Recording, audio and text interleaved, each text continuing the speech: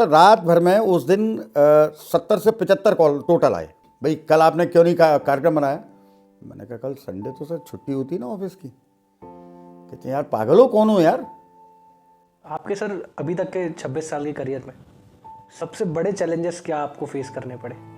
ये typical question है, मैंने ऐसे क्वेश्चन किसी से पूछे नहीं है आज तक। फेवरेट क्रिकेटर कौन है आपका? मैं और मैं। तो हमने बता तो दो यार। अरे वाह गुड्डू भैया, यार आप तो यार सोनी टीवी पे चल रहे हो। मैं कहते सोनी टीवी पे चल रहा हूँ भाई।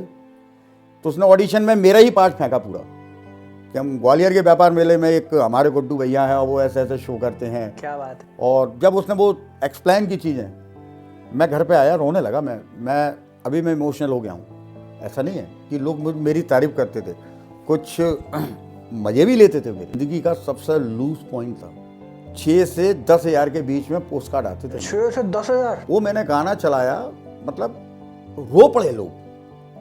शहर में बहुत से लोग उसका नाम जानते हैं, लेकिन अब मुझे उसका नाम लेने में अच्छा नहीं लगता। शादियों में वीडियोग्राफी करने जाता था, सिंपल सी बात है कि उन्होंने बोल दिया नहीं यार अपन धंधा देखेंगे, तो क्रिकेट मेरा वहाँ से खत्म। मैं सक्सेस तो हो जाऊँ जब मुझसे तो आप सवाल करना।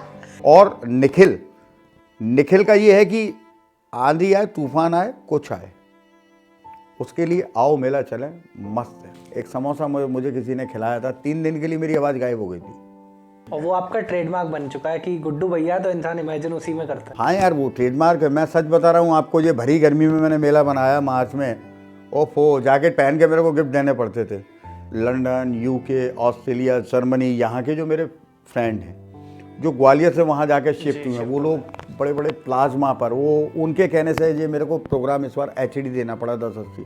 आदरणीय हमारे अटल जी कहते वो भी तुम्हें जानते हैं। मैं आके बैठा, इन्होंने पहले मुझे काटा,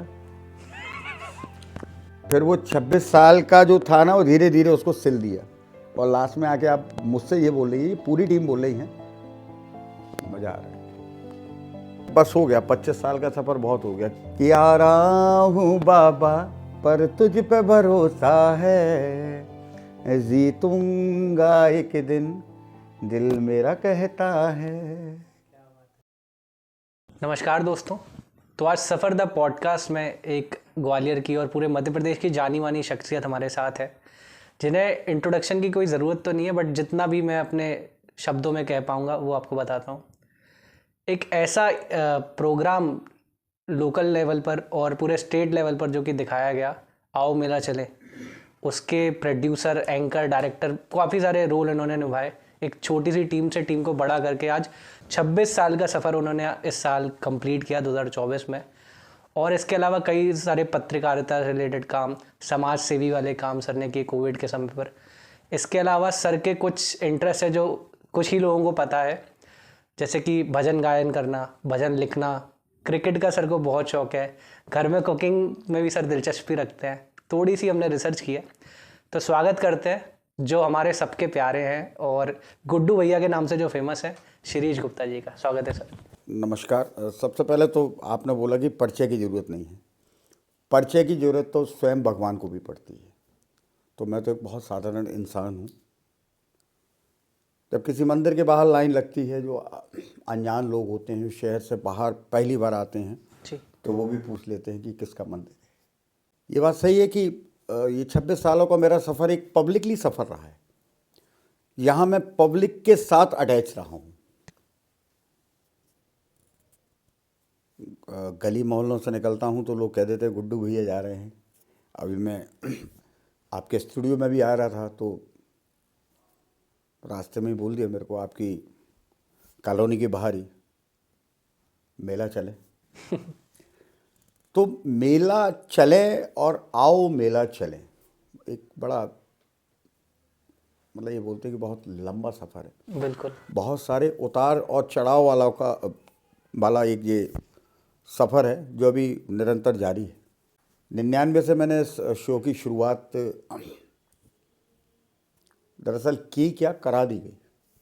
हम लोग एक केबल नेटवर्क चलाया करते थे जिसका नाम था कोमल कंबाइन, और उस कोमल कंबाइन नेटवर्क पर लोकल प्रोग्रामिंग को लेके बहुत ज़्यादा हमारा फोकस रहा करता था। आओ मेला चले प्रोग्राम से पहले, चूँकि मैं बेसिक कैमरामैन भी रहा हूँ, लाइफ मेरी जो रही है बड़ा मतलब बोलते हैं कश्मकश और चुनौतियों से भरपूर रही है, लेकिन चुनौतियों से मैं कभी डरा नहीं। आओ मेला चले से पहले मैं आपको किस्सा बताता हूँ 95 का। 95 लास्ट में आकर हम लोगों ने केबल, दरअसल गली मोहल्लों में लोग अलग अलग जगह चलाया करते थे। जी जी। फिर धीरे धीरे क्रेज बढ़ा, चैनल्स बढ़े, तो एक कंबाइंड बनाया जिसका एक सेंटर बनाया था कोमल कंबाइंड। अब कोमल कंबाइंड हमारा जो नेटवर्क था उसमें छोटे छोटे जो केबल ऑपरेटर थे वो मर्ज हुए। तो धीरे धीरे करके 70 केबल ऑपरेटर एक जगह से मर्ज हो गए और वहाँ था कि एक प्रोग्रामिंग जो वहाँ चल रही है वो सब जगह टेलीकास्ट हो रही है। तो लश्कर का एक बहुत बड़ा केबल नेटवर्क बन गया था कोमल कंबाइंड। उसमें पहले हम लोग क्या करते थे, जैसे नागपंचमी का प्रोग्राम है तो नागपंचमी के प्रोग्राम में मेरे हाथ में कैमरा हुआ करता था। उसमें एंकर तो मैं नहीं कर पाता था, लेकिन हाँ बैक वॉइस मेरी पूरी चलती थी। कैमरा मैंने रखा, उसमें से माइक निकाला और वहीं बोलना चालू किया, आइए हम लोग खड़े हुए हैं यहाँ पर नाग देवता मंदिर पर और आप देख कैमरे के पीछे से आप बोलते थे? जी हाँ। तो वो पूरा व्यू मैं उसमें मतलब शो करता था, लोगों को अच्छा लगता था। अब उसमें ये था कि उस समय टीवी पे आने का एक शौक भी हुआ करता था और टीवी पे आने की घबराहट भी हुआ करती थी। तो कभी मैं किसी का इंटरव्यू जैसा करता था तो वो एकदम भागते थे कि क्या हो गया, एकदम क्या करेंगे, क्या पूछेंगे, तो उनको समझाता था। तो समझाते समझाते थोड़ा सा लोग अवेयर हुए। 99 का किस्सा है कि हम लोग धूप में बैठ के छत पे बढ़िया विटामिन डी ले रहे थे, चौथी मंजिल पे छत थी। वो कोमल कंबाइंड पे लोकल प्रोग्रामिंग में एक तरीके से मैं हेड भी था। ठीक। तो बैठे बैठे बात चलने लगी। उसमें डायरेक्टर थे हमारे अशोक पमनानी जी। अशोक पमनानी जी ने पार्टनर बनाया था नारायण दास गंगवानी जी को। दोनों बैठे थे तो उन्होंने बोला कि गुड्डू भैया आप ये लोकल प्रोग्राम जो चलाते हो, जैसे चालिया का महाराज बाड़े से हम लोग लाइव टेलीकास्ट करते थे, लोगों को बड़ा अच्छा लगता था, या दशहरे का आयोजन चल रहा है तो उसका लाइव टेलीकास्ट कर दिया, वो लोगों को अच्छा लगता था कि मेले को लेकर अपन कोई शो बनाए। मैंने कि क्या कर सकते हैं, कहते हैं आप बताइए क्या कर सकते हैं। मैंने इस प्रोग्राम को हम बना सकते हैं और टारगेट हम बुज़ुर्गों को कर सकते हैं, क्योंकि बुज़ुर्ग देखिए ऐसे होते हैं कि वो रोज़ मेला नहीं आ पाते। तो उन्होंने ठीक है। उस दौरान क्या हुआ कि केबल में नेटवर्क पे अब जब लोकल मैनेजमेंट होता है ना तो उसमें एक ये होता है कि मैं और मैं। एक हमारे नेटवर्क पे मैनेजर हुआ करते थे, मैं नाम नहीं लूँगा, वो एंकर भी करते थे प्लस मैनेजमेंट भी संभालते थे। तो उनको एक ऐसा लगता था कि मैं बहुत अच्छा कर सकता हूँ और अच्छा करते थे। 6 एंकर में ग्वालियर के व्यापार मेले में गए। मैं सबसे लास्ट में गया था तो मेरे से नारायण दास जी ने बोला कि आप क्यों नहीं जा रहे हो। अशोक पमनानी जी ने बोला आप क्यों नहीं जाते हो। मैंने कहा अच्छा करके आ रहे हैं, ज़रूरत क्या है। उस समय दरअसल VHS कैमरा हुआ करता, कोई एडिटिंग नहीं, कोई कुछ नहीं, वहीं शूट किया, कैसेट निकाली बड़ी VHS VCR में लगाई और प्रोग्राम रन। पीछे से जब मुझे फोर्स किया तो मैंने कहा ठीक है मैं जाऊंगा। थर्सडे का दिन था, राइट, मेरे को अच्छी तरीके से ध्यान है, थर्सडे। ये किस साल की बात है सर? ये 99 की बात है, एक्यूरेट। उस समय मेला 25 दिसंबर से रन हो जाता था। 25 दिसंबर से होके उधर 28 या 29 जनवरी वो क्लोजिंग पे आया था। तो मेले का बड़ा एक चार्म रहता था, क्योंकि उस समय बड़े दिनों की छुट्टियां हुआ करती थी बच्चों की, तो वो छुट्टियों का बड़ा आनंद लेते थे बच्चे। और बाहर से लोग बहुत आते थे कि ग्वालियर का मेला लगा हुआ है, चूँकि इंटरनेशनल मेला है। 1905 में ये ग्वालियर का मेला चालू हुआ। थर्सडे को मैं गया, मैंने थर्सडे को शो बनाया और जहाँ पीछे 6 एंकर मेला घूम कर आए थे, मैंने उनसे थोड़ा हटके बनाया था। मैं जाता था पीछे कच्चे बाज़ार में जाता था। ग्वालियर व्यापार मेले में जो थिएटर वगैरह लगते हैं उसके साइड में कच्चा बाज़ार लगता था, जहाँ पर ग्रामीणों के लिए सामान मिलता था, जानवरों के लिए, पशुओं के लिए जो सामान मिलता था, मैं उसको टारगेट करता था, ग्रामीणों को पकड़ के। दादा तो भागते थे वो एकदम। मैंने दादा एक मिनट सुनो तो सही, ये मैं अपनी उस समय की लैंग्वेज बता रहा हूँ। नहीं भैया मैं कोई बात, दादा सुनो तो सही, आपने क्या खरीदा ये बताओ मेले से। कहते भैया हमने तो अपने गैया के लिए देखो ये रस्सी ली है, ये पट्टा लगाओ। तो मैंने यही तो पूछूंगा मैं आपसे, इसके अलावा कुछ नहीं पूछूंगा।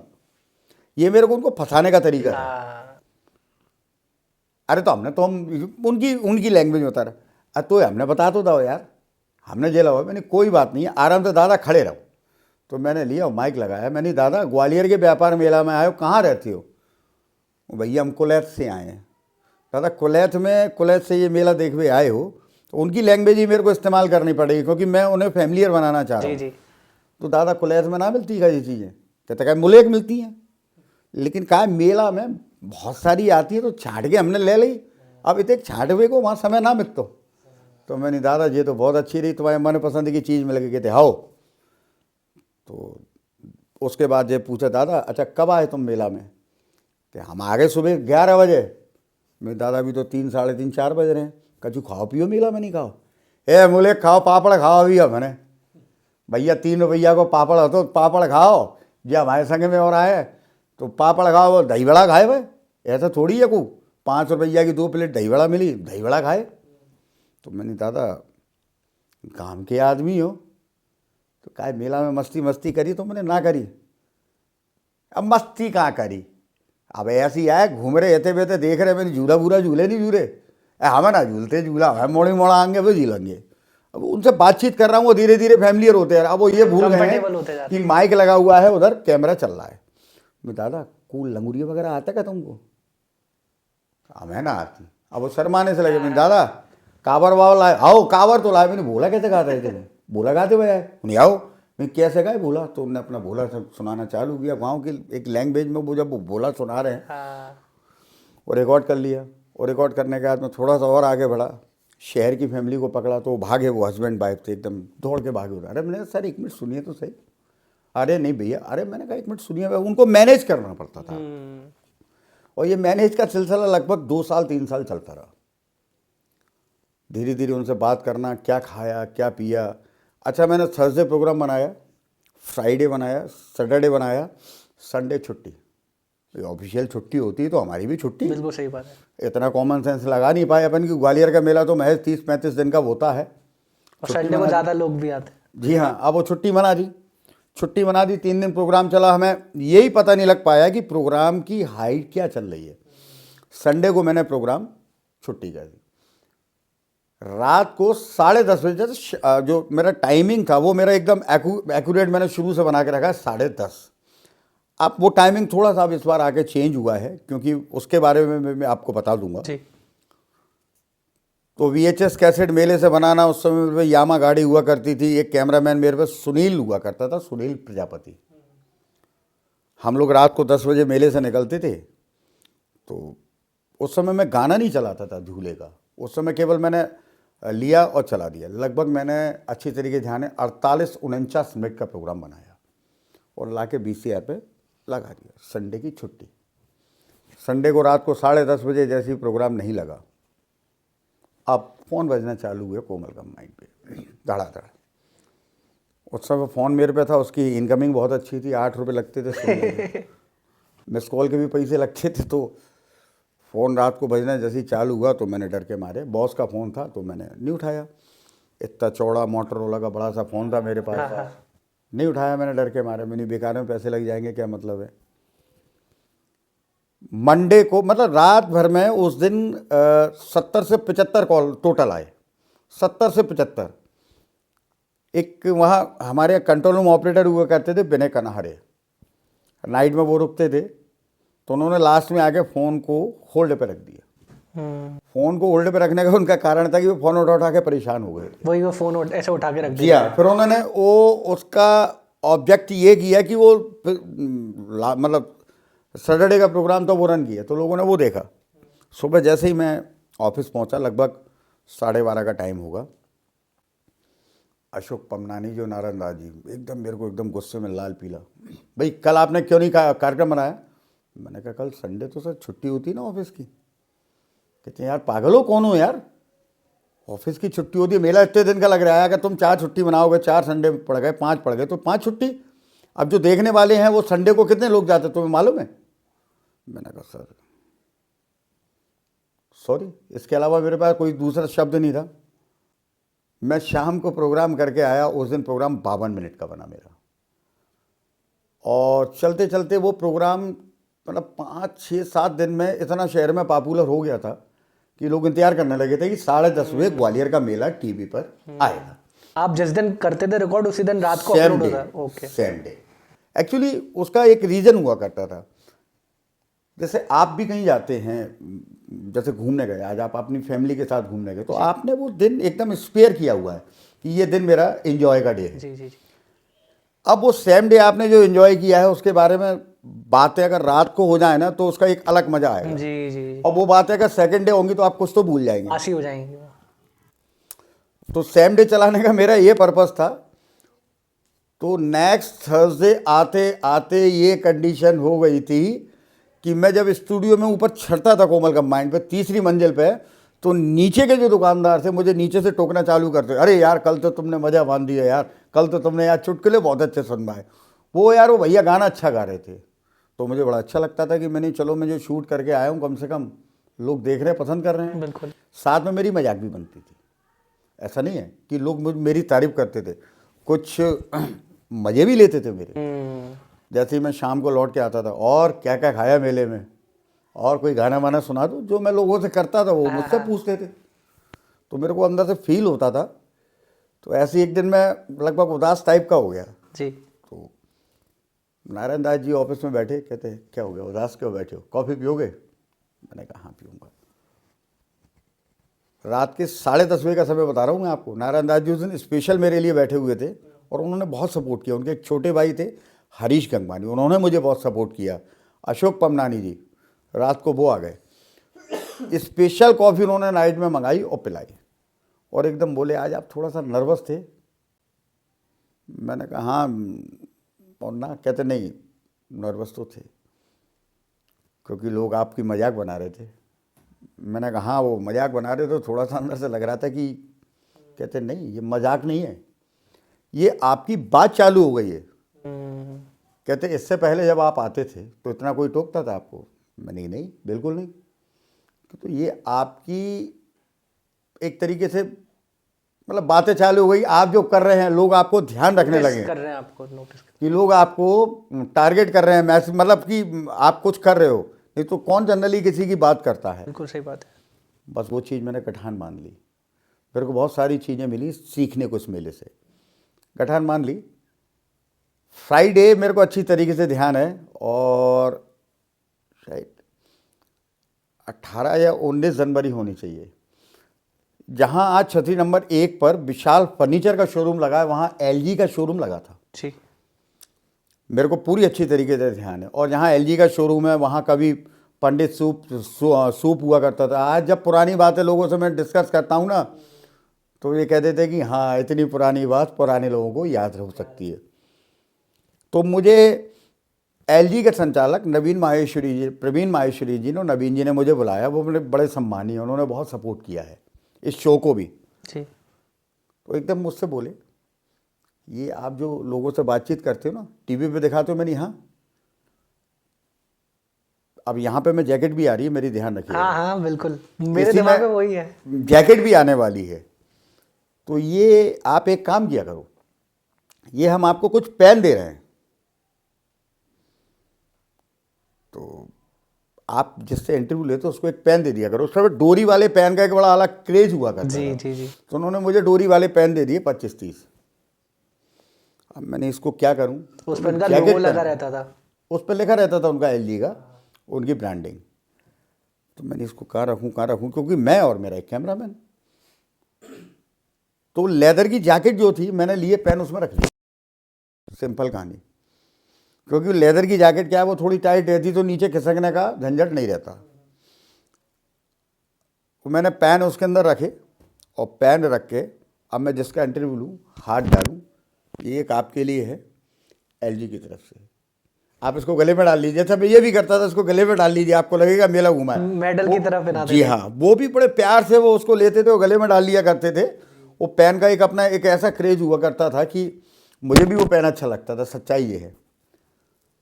सैटरडे को नारायण दास जी के छोटे भाई थे हरीश गंगवानी जी, उन्होंने मेरे से बोला गुड्डू भैया आप तो गिफ्ट बांट रहे हो मेले में। मैंने कहा हाँ वो ऐसे ऐसे मेरे को। कहते खेल खिलौने वाले भी दिखाया करो आप। मैं शोरूम जाता था, कोई शोरूम लिया दिखा दिया, तो खेल खिलौने वाला भी तो लो कोई आप। फिर मैं 10 नंबर छतरी पे पहुंचा। बलबीर खटीक साहब जो अभी इस समय एक अलग व्यापार मंडल है उसके अध्यक्ष हैं वो, और बहुत मेहनती हैं, हंसमुख हैं, दिलेर हैं। मैं उनके पास पहुंचा, मैंने उनकी दुकान पे खेल खिलौनों का वो ऐड शूट कर लिया। ऐड शूट करते करते लगभग मेरा लास्ट में आ गया 4-5 दिन का। 15 दिन मैंने टोटल प्रोग्राम बनाया। प्रोग्राम करके लास्ट में ये स्थिति हो गई थी कि हमारा प्रोग्राम टॉप हो गया था। उस समय हमारा कॉम्पिटिटर हुआ करता था सिटी केबल। अब सिटी केबल के जो केबल ऑपरेटर थे उस कार्यक्रम के चक्कर में कोमल का माइंड से आगे मर्ज हो गए थे। 75 से केबल ऑपरेटर बढ़ के हमारे यहाँ टोटल 92 के आसपास केबल ऑपरेटर हो गए थे। मेरे को पार्टी दी गई। प्रोग्राम जब पूरा क्लोज हुआ, सक्सेस प्रोग्राम था, वीरेंद्र गंगवाल जी अध्यक्ष थे। बीच में मैं 1-2 बार उनसे मिला, काफ़ी अप्रिशिएट किया उन्होंने, और मेरी मेहनत को बोलते थे यार हम भी जाते हैं घर पे तो टीवी खोल के देख लेते हैं। क्या बात है कि ग्वालियर का मेला।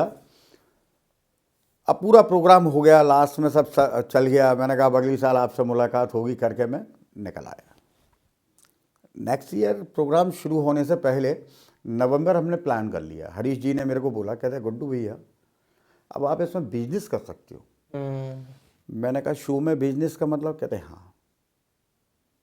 मैंने कहा बताइए सर। ये 2000 की बात है, सन 2000 की, नई सदी लग नेक्स्ट ईयर की बात है। नेक्स्ट ईयर की नई सदी लग चुकी थी। एक सदी ये दूसरा सीजन होगा आओ मेला चलेगा। राइट, दूसरी साल थी। तो मैंने कहा सर क्या करना है? कहते आपने जिसके पैन बांटे हैं ना, अब आप उनसे ये बोलो कि इसका बांटने का पैसा लगेगा। मैंने कहा प्रभु गिफ्ट नहीं देंगे। कहते आप टेंशन क्यों ले रहे हो, आप बोलो तो सही। तो मैंने कहा ठीक है। फिर उन्होंने बोला कि अब खिलौने वाले का लेते हो, आप उससे भी बोलो पैसे लगेंगे। मैंने कहा ऐसे तो कोई शोरूम वाला नहीं, आप करो तो सही। मैंने कहा ठीक है करता हूँ।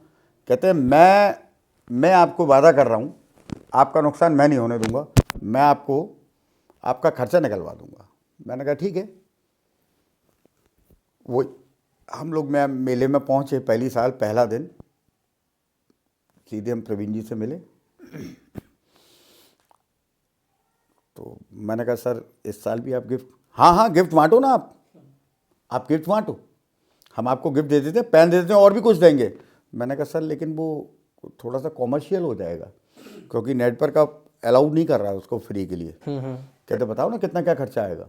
डायरेक्ट उन्होंने ये बोला। मैंने कहा मैं आपको कल बताऊंगा सर, डिस्कस करके। हाँ यही बलबीर के पास पहुँचे। बलबीर से हमने बात किया कि भैया वो पैसा लगेगा। अरे यार हम तो यार छोटे से दुकानदार हैं, ये उस अपने तरीके की जो मजबूरियां बता सकते थे उन्होंने बताई, और 2-3 शॉपकीपर थे। जी। तीसरे मेरे शॉपकीपर थे शरण इलेक्ट्रॉनिक्स, मुन्ना भैया थे, इन दिनों मुंबई हैं।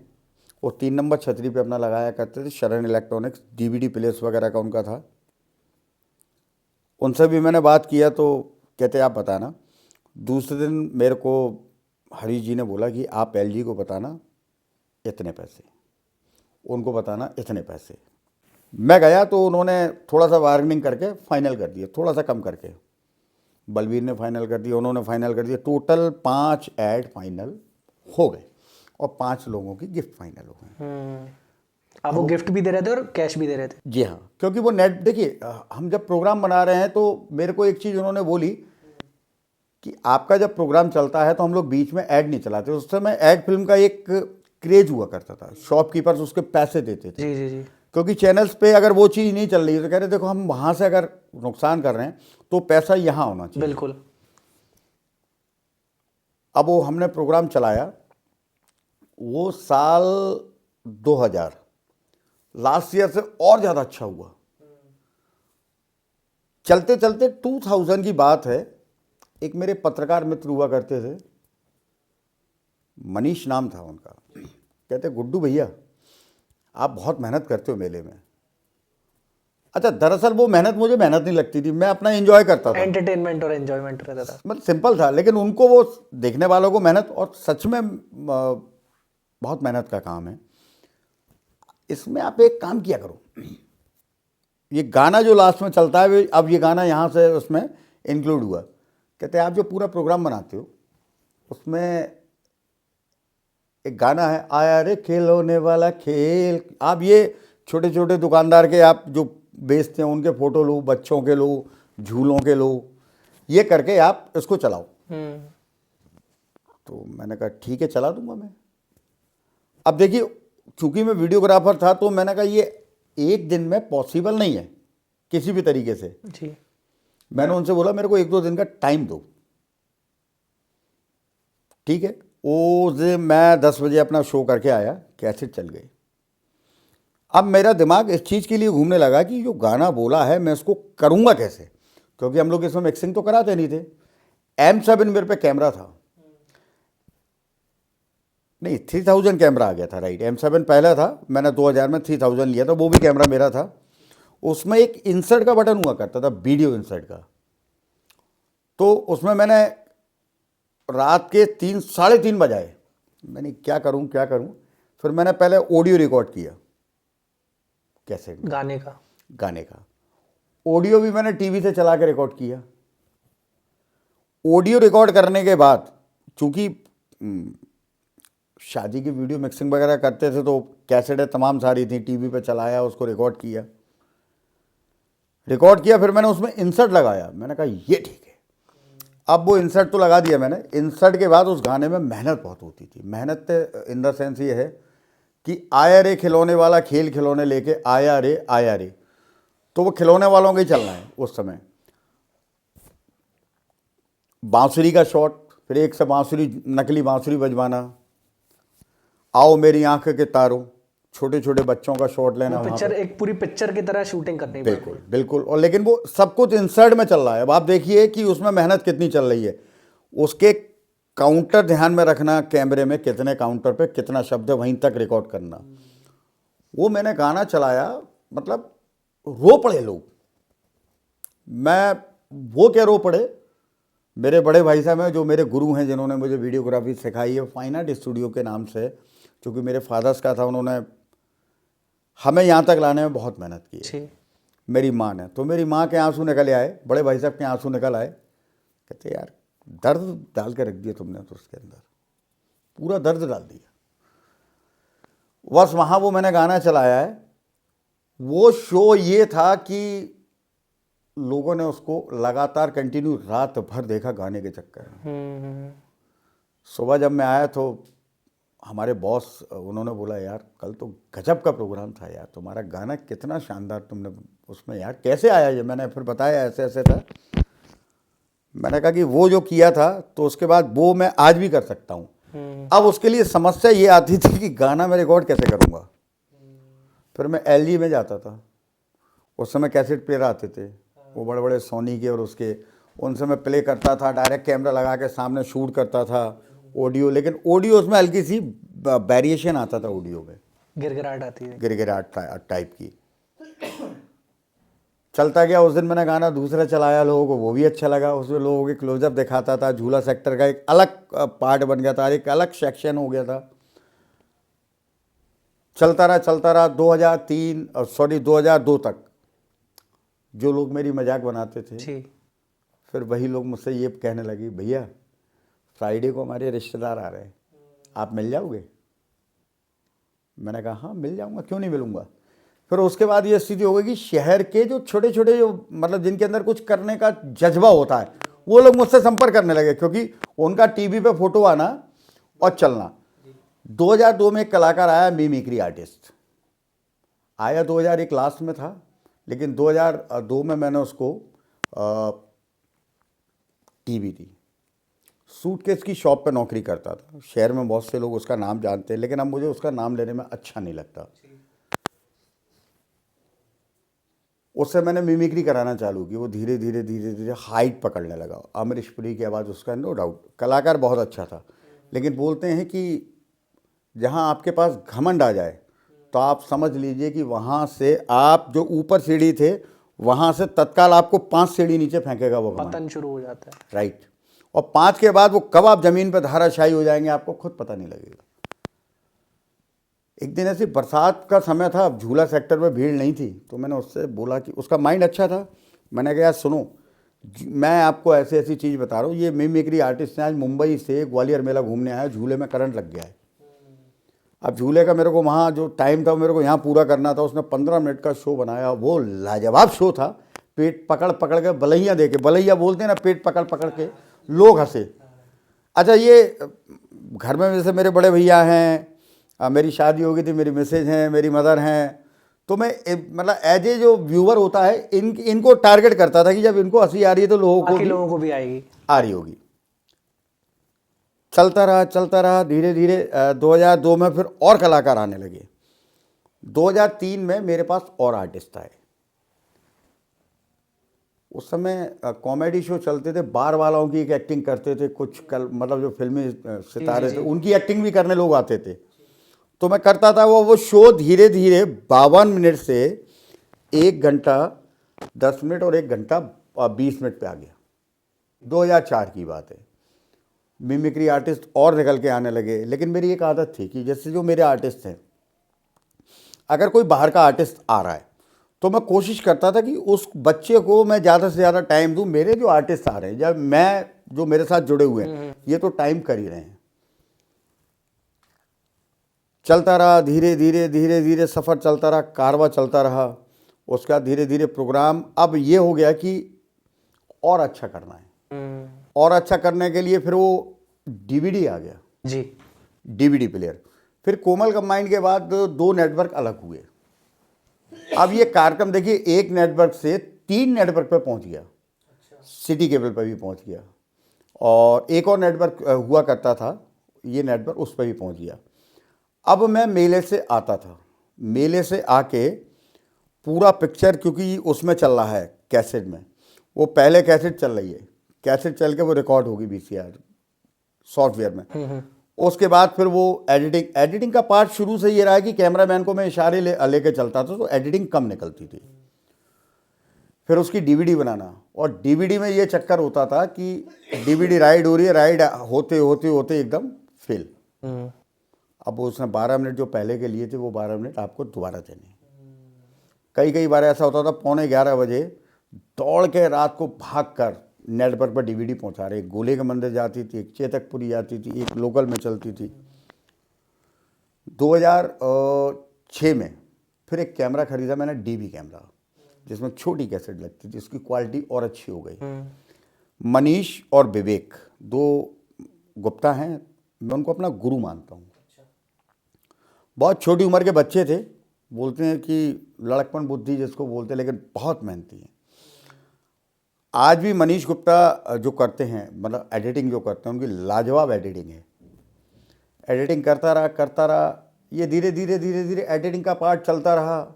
इसके बाद 2013 में मैंने किराए का कैमरा लिया, कार्ड वाला। अच्छा, 2013 में? 2013-14 की बात है शायद। कार्ड वाला कैमरा लिया तो थोड़ा सा हमारा समय बचना चालू हुआ। समय बचना चालू ये हुआ कि जो प्ले का टाइम जाता था, प्ले के टाइम बचने से वो कार्ड जाता था, सीधा गया, कार्ड कॉपी हुआ और समय बच गया।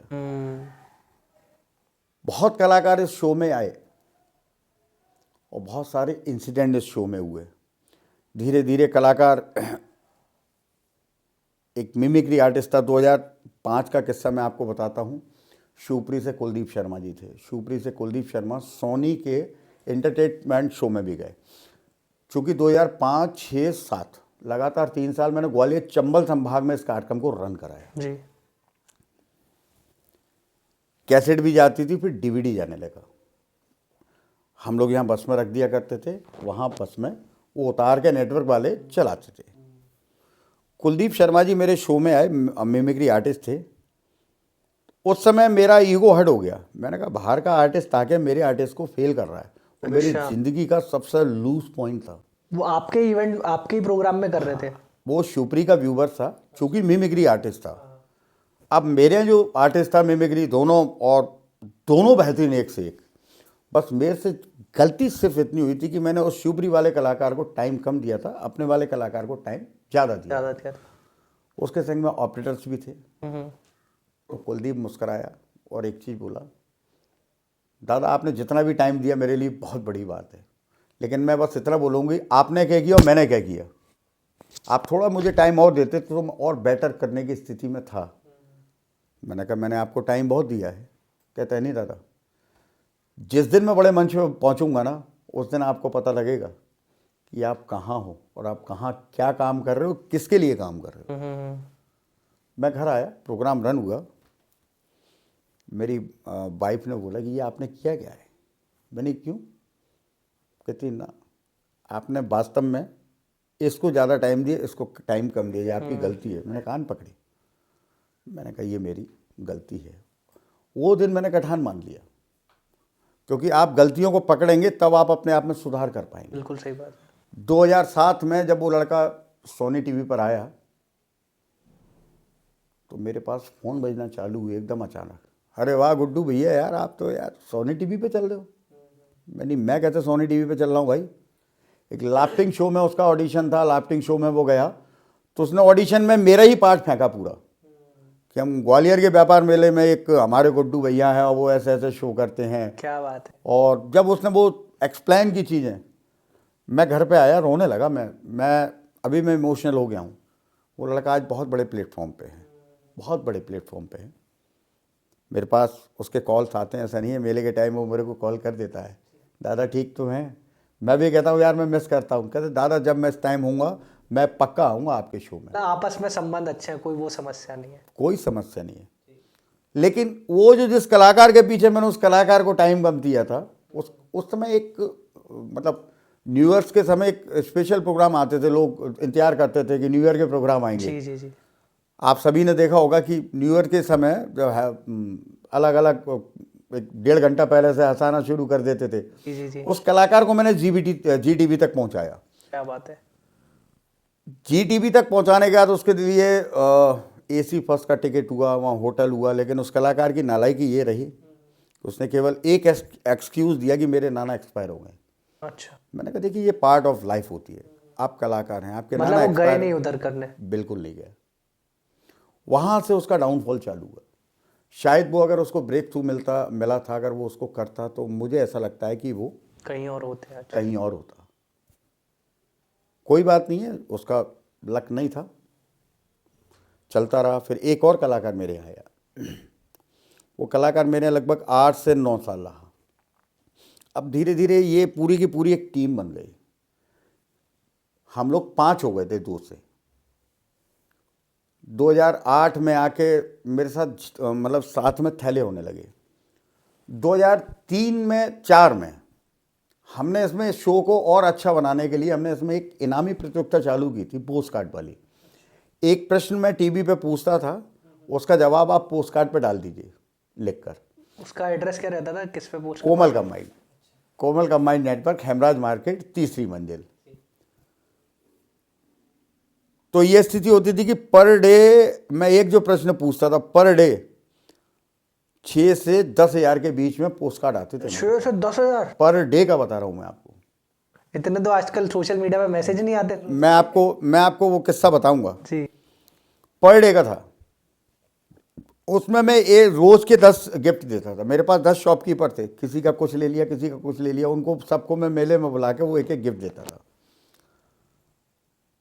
तो जब रोज गिफ्ट मिल रहा है और लास्ट में एक बम्पर खोलता था, उस बम्पर में बड़े बड़े जैसे रेफ्रिजरेटर हुआ, वॉशिंग मशीन हुआ, कलर टीवी हुआ, कूलर हुआ, ये चीज़ें देता था मैं। वो बम्पर कैसा होता था कि जैसे पूरे महीने का हमारा कलेक्शन हुआ, 1 लाख, 1.5 लाख, 2 लाख पोस्ट कार्ड जो हुए, उसमें से लास्ट के हम 10 हमें निकालने हैं विनर्स।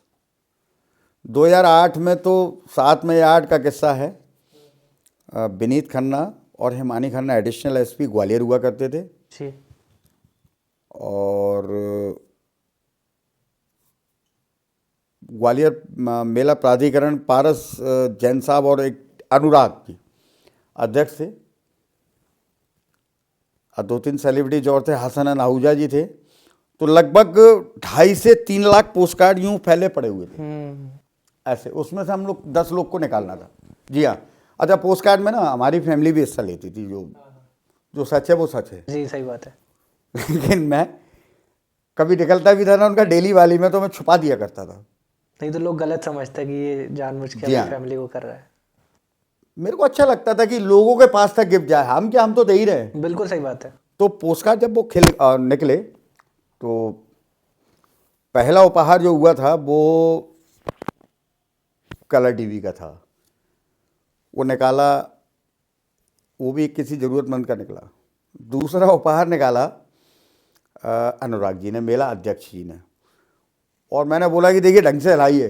कहते हैं यार इतने सारे पोस्ट कार्ड हैं, पहली बात तो मिक्स करने में टाइम लगता है। फिर भी उन्होंने ऐसे हाथ घुसड़ के जो हाथ निकाला, और जैसे ही उन्होंने नाम बोला कि गीता गुप्ता, मैं शौक एकदम, मैंने गीता गुप्ता रेफ्रिजरेटर, अब मैं एकदम शौक हो गया। तो मैंने उनसे अध्यक्ष जी से बोला कि सब लोग तालियां बजाइए। मैंने कहा सर 1 मिनट तालियां मत बजवाइए, ये एड्रेस ये मेरी वाइफ का है और ये उपहार जो मेरा निकला है, प्लीज़ मैं चाहूँगा कि ये उपहार किसी और को दिया जाए। हो सकता है किसी ज़रूरतमंद को ये उपहार मिल जाए। जी जी। जितने वहाँ पर मेरे गेस्ट बैठे हुए थे सब ने एक ही चीज़ बोली, नहीं आपका उपहार निकला है और लक है उनका कि उनका, मैंने कहा मैं मानता हूँ उनका लक है, उनका लक मैं इसमें मान लेता हूँ कि ये 2.5-3 लाख पोस्ट कार्ड में से उनका पोस्ट कार्ड निकला और सेकंड निकला है। कहते नहीं आपको रखना चाहिए। मैंने कहा नहीं सर, ये उनका जो गिफ्ट है वो मैं उनको ज़रूर दूंगा, लेकिन ये मैं चेंज कराऊंगा। जैसी वो चेंज करा के मैंने जो गिफ्ट निकाला है और जो नाम आया, एक सिंधी समाज से व्यक्ति थे, पब्लिक में बैठे हुए थे, 3 से 5 हज़ार लोग सामने देख रहे थे, सब कुछ क्लियर चलता था। जैसे उनका नाम आया, मैंने यहाँ मौजूद हो गया, रोता हुआ बंदा आया स्टेज पे, रोता हुआ, मेरे रोंगटे खड़े हो जाते हैं। रोता हुआ आके एकदम मेरे पैरों में, नहीं भैया क्या कर रहे हो आप? कहते मेरा नाम है, मैं 5 साल से फ्रिज लेने की सोच रहा हूँ, मुझे फ्रिज नहीं मिला, मैं पैसे इकट्ठे नहीं कर पाया। मैंने कहा ये फ्रिज आपके लिए है। क्या बात अनुराग जी ने मुझे गले लगाया। विनीत खन्ना जी आज इन दिनों आईजी हैं, वो मेरे एकदम आंसू निकल आए। मैंने कहा सर मैंने कहा था ना आपको कि किसी ज़रूरतमंद का होगा। उन्होंने मेरे को हेड्सअप किया, ऐसे हेड्सअप किया उन्होंने मेरे को। दैनिक भास्कर की टीम बैठी हुई थी। जी जी। कहते नो डाउट, कहते बहुत मेहनत करते हो, ये दिल का जो लगाव है आपका, यही तो जो जुड़ा हुआ है। और वो बंदा रोने लगा। मैंने उसको गिफ्ट दिया, लेकिन शाम को जाने से पहले एक रेफ्रिजरेटर मैंने, वो तो नहीं बड़ा रेफ्रिजरेटर मैंने बुक किया और उनसे बोला मैं आपको इंस्टॉलमेंट में पैसे दूंगा, कुछ पैसे अभी दे दूंगा, कुछ बाद में दे दूंगा। नहीं अरे ठीक है गुड्डू भैया यार क्या टेंशन लेते हो। कहते एक गिफ्ट में गया, एक और गिफ्ट में सही। मैंने नहीं, ये मैं आपसे परचेज कर रहा हूँ। उनको नहीं पता है कि उनका गिफ्ट निकला है, उनको टीवी पे देख के ही पता लग रहा है, आप ध्यान रखिए। अब मैंने ये भी बोला उनसे कि मैंने कहा ये रेफ्रिजरेटर आप कैसे भी करके सुबह पहुंचा देना, और डेली रात को शो चल ही रहा है तो वो देख ही लेंगे। वो उनको देखना ही है, और बम्पर तो उनको 100% देखना है। उनका निकला तो उनके भी आंखों में आंसू थे, इमोशनल। फिर उन्होंने एक चीज़ बोला कि ये आपने बहुत अच्छा किया, अपने तो है ना फ्रिज और अपन तो कभी भी ले सकते हैं। बिल्कुल। अखबार दैनिक भास्कर ने भी बहुत अच्छी तरीके से खबर छापी थी कि पत्नी का इनाम निकालने वाले गुड्डू भैया बने बेस्ट एंकर। वाह। ये पोस्ट कार्ड का सिलसिला चलता रहा, लेकिन बोलते हैं ना फिर कॉम्पिटिटर अगर बढ़ना चालू होते हैं। 2004 में ही फिर एक कॉम्पिटिटर टीम सामने आ गई थी मेले में, वो भी मेरी तरह शो बनाने लगे थे, जो मैं करता था वो करते थे। 5-6 चलता रहा, 7-6 तक आते आते 4-5 टीमें हो गई।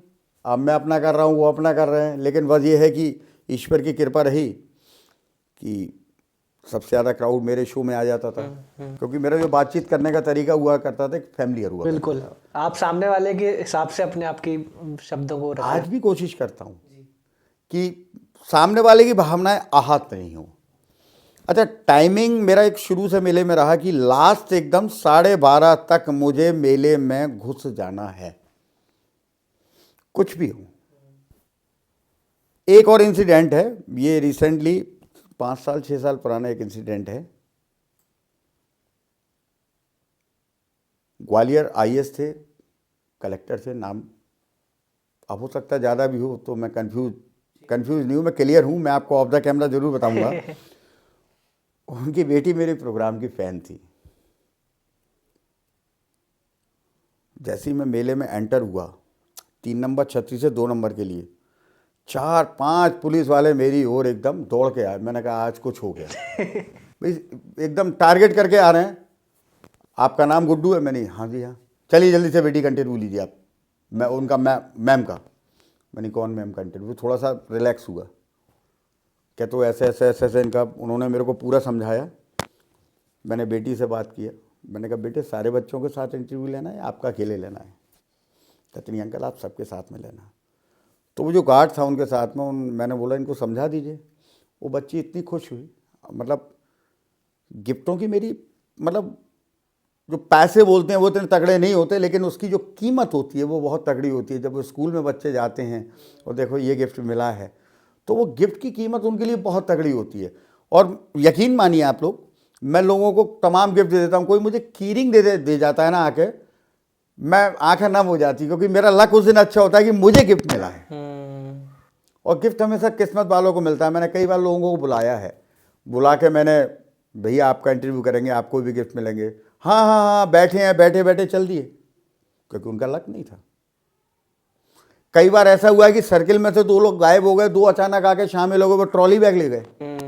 तो ये गिफ्ट बड़ा नसीब से मिलता है। आप गिफ्ट से ज़्यादा मेमोरीज देते हैं इंसान को, क्योंकि हमारे बगल में पहली बार हमारे मोहल्ले का कोई आया था, तो एक बनिया फैमिली है बगल में, तो उन्होंने बताया अगर कि आज हम उस पर आए थे और फिर हमने रात में देखा, तो हम सब उनसे जल रहे हैं कि यार हमारा कभी नंबर क्यों नहीं आता, इनका कैसे आ जाता है। फिर एक बार आपके थ्रू मेरे को भी मिला था, कैलेंडर मिला था, पेन मिला था। ऐसा देखिए, मैं आपको एक चीज़ बताता हूँ।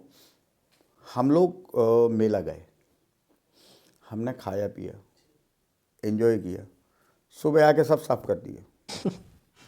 यही तो हुआ ना, सुबह आके सब साफ कर दिया, मेला भी ख़त्म। अब आप दूसरी बार जाएंगे तो जो आपने करना है वो करेंगे। आओ मेला चलें। 2001 में एक मैंने फैमिली का इंटरव्यू लिया था, न्यू मैरिड थे कपल्स, और 2002 में ही उनके एक छोटा सा बच्चा हो गया था, बिफोर लास्ट ईयर। 17 साल के बच्चे को लेकर आए थे हमारे पास। अच्छा, अंकल ने इंटरव्यू किया था हमारा, जब हमारी नई नई शादी हुई थी और आप गोद में थे, तब भी अंकल ने इंटरव्यू किया था। तो मेरी और उस फैमिली की आंखें नम थी। एक और किस्सा बताता हूँ आपको। एक बच्ची थी और उसका खुशबू नाम था। उसका बड़ा एक पैड सॉन्ग था, मैं हूँ पान वाली, उसमें नाचती थी वो। नाउ टाइम वो सर्जन है, एमडी है, बेंगलोर थी। तो ऐसी मेरे को एक क्लिप मिल गई। अच्छा, क्लिप मिल गई तो उनके फादर मिले, मैंने उनको बोल दिया, मैंने कहा ये क्लिप आप ले लीजिए, क्योंकि मेरे पास मुझे मिल गई है। तो क्या उन्होंने वो क्लिप अपनी बेटी को भेज दी। बेटी का फ़ोन आया मेरे पास तकरीबन रात को 12:30 बजे, रोते हुए एकदम, अंकल आपको मैं डिस्टर्ब तो नहीं करी? नहीं। मैंने कहा आप रो क्यों रहे हो? अंकल मैं, आपने मेरे को पहचाना? मैंने कहा नहीं पहचान पा रहा हूँ। अंकल मैं वो ऐसे, अरे मैंने, हाँ बेटा मैंने आपकी क्लिप दी थी। क्यों दे दी अंकल? मतलब वो रो रही है वहाँ से, क्यों दे दी? मैंने वाले पूरे कॉलेज को दिखाई, और मेरे लिए लाइफ का इतना शानदार गिफ्ट था वो, इतना शानदार गिफ्ट था कि मेरे सारे संग के जो डॉक्टर थे वो बड़ा इंटरटेन कर रहे थे। तो बहुत सारी मेमोरी होती है मेले में। सूरज बारजाती ग्वालियर व्यापार मेला है, वीरेंद्र गंगवाल जी अध्यक्ष थे, 2003 की बात है। मेरे से बोले कि शिरीष, बोलते थे गुड्डू भैया नहीं, शिरीष आपसे कोई स्पेशली मिलना चाहता है। मैंने कौन सर? कहते वो कल आपको मिलेंगे। अच्छा, मैं यही नहीं जानता था सूरज बारजाती चीज़ क्या है। मैं टू भी फ्रैंक बोल रहा हूँ। तो मेले के मेन गेट की बात बता रहा हूँ। मैं आया, शाम का वक्त होगा, तकरीबन 5-1 बजे का, हल्की हल्की सी धुंध टाइप की। तो वो वहाँ लाइट जलती रहती है, तो मैंने उन्हें वहाँ खड़ा कर लिया, क्योंकि उस समय लाइट लेके नहीं जाता था मैं। उनसे बातचीत करते करते मुझसे बोले, मैंने कल आपका शो देखा था, मुझे आज जाना था, लेकिन मैं आपके लिए स्पेशल रुका हूँ, तो बस मुझे आपसे बात करनी थी। उन्होंने मुझे अपना कार्ड दिया। जनरली मैंने कार्ड लिया, जेब में रख लिया। थोड़ा सा अपने आप में ये आने लगा था प्राउड कि मैं एंकर हूँ, होता है, नेचुरली होता है, लेकिन उस चीज़ को सबको मैंने दबा दिया था। वो फोटो खींचे लोगों ने, भीड़ लग गई, लोग उनके सिग्नेचर लेने लगे। मैंने लेने तो होगा कोई, अपने को क्या करना। कार्ड लिया मैंने, रख लिया। जब वो निकल गए और मुझसे ये बोल कर गए, अगर आपके पास कोई अच्छा आर्टिस्ट हो, आप समझदार हैं, इस फेम का आर्टिस्ट हो कि उसका लेवल इंटरनेशनल बन जाए, तो आप मुझे कॉल करना। मैंने कहा डन। लिया मैंने, कार्ड रख लिया, निकल कर गए। तो 30-40 लोगों ने मेरे से, यार कमाल कर दिया यार तुमने, क्या इंटरव्यू लिया यार। तो मैं तो भैया सिंपल। कहते जानते हो इनको? मैं नहीं जानता हूँ। कहते इनको नहीं जानते आप? आपने इंटरव्यू ले लिया, आप जानते ही नहीं हो? मैंने सच में नहीं जानता हूँ, क्योंकि मेले में जाके मैं इतना खो जाता हूँ कि मुझे यही पता नहीं लगता। उन्होंने भी नहीं बोला था सूरज भारजाती, उन्होंने बोला, गंगवाल जी ने बोला, हमारे रिस्पेक्टेड है, कोई आपसे मिलना चाहता है और वीआईपी पर्सन है। तो उन्होंने बोला अरे सूरज भारजाती। मैंने कौन सूरज भारजाती है यार, कौन है सूरज भारजाती? अरे भैया जिनकी पिक्चर चल रही नदिया के पार वगैरह, जिन्होंने जो फिल्म, मैंने ये वो थे क्या? कहते हैं हाँ। अब मैं उनको देख रहा हूँ, वो गाड़ी में बैठ के आगे छू निकल गए। ऐसे ऐसे हो गए। उनका कार्ड मेरे पास रखा था, एक आर्टिस्ट के लिए मैंने उनको बोला था, तो शायद उस आर्टिस्ट का यार लक नहीं रहा होगा, एक आर्टिस्ट मैंने उनके पास भेजा था। लेकिन बोलते हैं कि हाँ, वो हवा जो होती है वो आदमी को ख़राब कर देती है। साइड रोल्स जो होते हैं, एक ग्वालियर के बंदे को उन्होंने दिया, लेकिन वहाँ जाके उसका एटीट्यूड बहुत अलग टाइप का हुआ। उन्होंने उसको आउट किया इस इंडस्ट्री से। बहुत सारे इवेंट्स हैं, बहुत सारे। थोड़ी सी हमने रिसर्च किया आपके ऊपर, तो मेरे ऊपर रिसर्च? हाँ, आपका मतलब कैसी जर्नी रही, क्योंकि हमारे जो इंटरव्यूज का नाम ही सफ़र द पॉडकास्ट है, तो हमारी काफ़ी रुचि रहती है कि शुरुआत कैसे हुई, फिर बीच में क्या हुआ, कैसे कैसे नए लोग जुड़े। कई लोग ऐसे भी होते हैं क्रिटिसाइज करते हैं कि यार ये तो मजाक करता है, आपका भी कई बार आपने बताया कि मजाक बना, तो काफ़ी कुछ पता पड़ा। तो एक छोटा सा वीडियो मैसेज है जो आपकी बिटिया रानी ने भेजा आपके लिए, देखिए। कभी कठोर तो कभी निर्मल स्वभाव रखते हैं, कभी कठोर तो कभी निर्मल स्वभाव रखते हैं, ये पापा भी जाने कितने किरदार रखते हैं। खुद खुश होकर भी ना मगर खुशी का प्रचार करते हैं, ये पापा भी जाने कितने किरदार निभाते हैं। मुसीबतों से लड़कर जीवन का आधार समझाते हैं, ये पापा भी जाने कितने किरदार निभाते हैं, ये पापा भी जाने कितने किरदार निभाते हैं। So, hey, this is Aparna. Dedication और हार्ड वर्क, ये सिर्फ मैंने आज तक स्टोरीज़ में, वीडियोज़ में सुना है, पर इसका सही मतलब मैंने मेरे पापा से सीखा है। इंसिडेंट शेयर करती हूँ। तो इवेंट हुआ करती थी, तो मैंने एक बार कार की जो अंदर वाली लाइट होती है, मैंने वो खुली छोड़ दी, और जिसकी वजह से कार की बैटरी रात में लो हो चुकी थी। तो जब पापा मेले जा रहे थे, तो उन्होंने जब कार स्टार्ट करी तो इवेंचुअली वो कार स्टार्ट ही नहीं हुई। तो बाद में पता चला कि मैंने जो लाइट थी वो रात भर खुली छोड़ दी थी, इसकी वजह से बैटरी लो हुई। तो एक ये छोटा सा इंसिडेंट था जो मुझे आज याद है। इस स्टार्टिंग में जो ये 4 लाइनें मैंने बोली वो मेरे हाथ से लिखी हुई हैं। ये कला भी मैंने मेरे पापा से सीखी हुई है, क्योंकि इवेंचुअली मेरे पापा को एंकरिंग के अलावा dancing, singing, playing, cricket and all काफ़ी सारा शौक है। Thank you for each and every lesson of my life that you have taught me और I have learn from you. ये बड़ा इमोशनल होता है जो आप, नहीं रियली बता रहा हूँ, क्योंकि बेटियाँ भाग्य से नहीं सौभाग्य से मिलती हैं। बिल्कुल सही बात है। और इस शो में एक जो एक बेस्ट टीचर की जो कमी थी, बेस्ट टीचर, वैसे टीचर मेरे साथ था, एक और बेस्ट टीचर की कमी थी, वो आके मेरी बेटी ने पूरी की। समय समय पर मेरे को बताना, क्योंकि वो यूथ है, यूथ को क्या पसंद है, मेरा बेटा यूथ को क्या पसंद है, ये मतलब मैं एज में बड़ा हूँ लेकिन तजुर्बे में छोटा हूँ इनके आगे। क्योंकि देखिए, आपकी पत्नी भी आपका व्यूवर्स है, आपके पिता आपके व्यूवर हैं। चूँकि पिता का तो मेरे को सुख नहीं मिल पाया, लेकिन ये है कि एक एज ए व्यूवर्स और आपके फैमिली मेम्बर्स जब आपके साथ होते हैं तो आप समझ लीजिए कि जीवन में आपका कोई भी मिशन हो, कितना भी कड़ा हो, आप उसको हार नहीं सकते। क्या बात है। डेली एनर्जी का सोर्स घर से ही मिल जाता है। बिल्कुल 100%। अगर आप देखिए रिलैक्स माइंड से अगर कोई काम कर रहे हैं तो आपकी एनर्जी लेवल बहुत ज़्यादा अप होती है। और सेकंड एनर्जी आपकी होती है आपकी वर्किंग अच्छी है, और आप जब उस मिशन पर जा रहे हो, लोग आपका वेट कर रहे हैं, तो आप समझ लीजिए कि आपकी एनर्जी अपने आप गेन होनी है। बिल्कुल। कोई करेगा नहीं। कोई सवाल पूछते हैं? जरूर, लेकिन मेरे लायक पूछ लेना जिसका मैं जवाब दे पाऊँ, नहीं, क्योंकि मैं आपकी- जनरली ऐसे ही पूछता हूँ कि जिसका जवाब लोग दे लेते हैं। आपकी लाइफ से जुड़े हुए सवाल है। राइट। जैसे कि अपर्णा जी ने बताया कि आप क्रिकेट भी खेला करते थे, तो उसका क्या कहानी है? मैं गोरकी स्कूल में पढ़ा हुआ हूँ, और सतीश सिकरवार जी, हम लोग, रमन तिवारी, कभी गैंगस्टर हुआ करते थे, वो भी उस समय का बता रहा हूँ। जी। हम लोग गोरकी से हैं, और सतीश सिकरवार जी हमारे एक क्लास सीनियर हैं।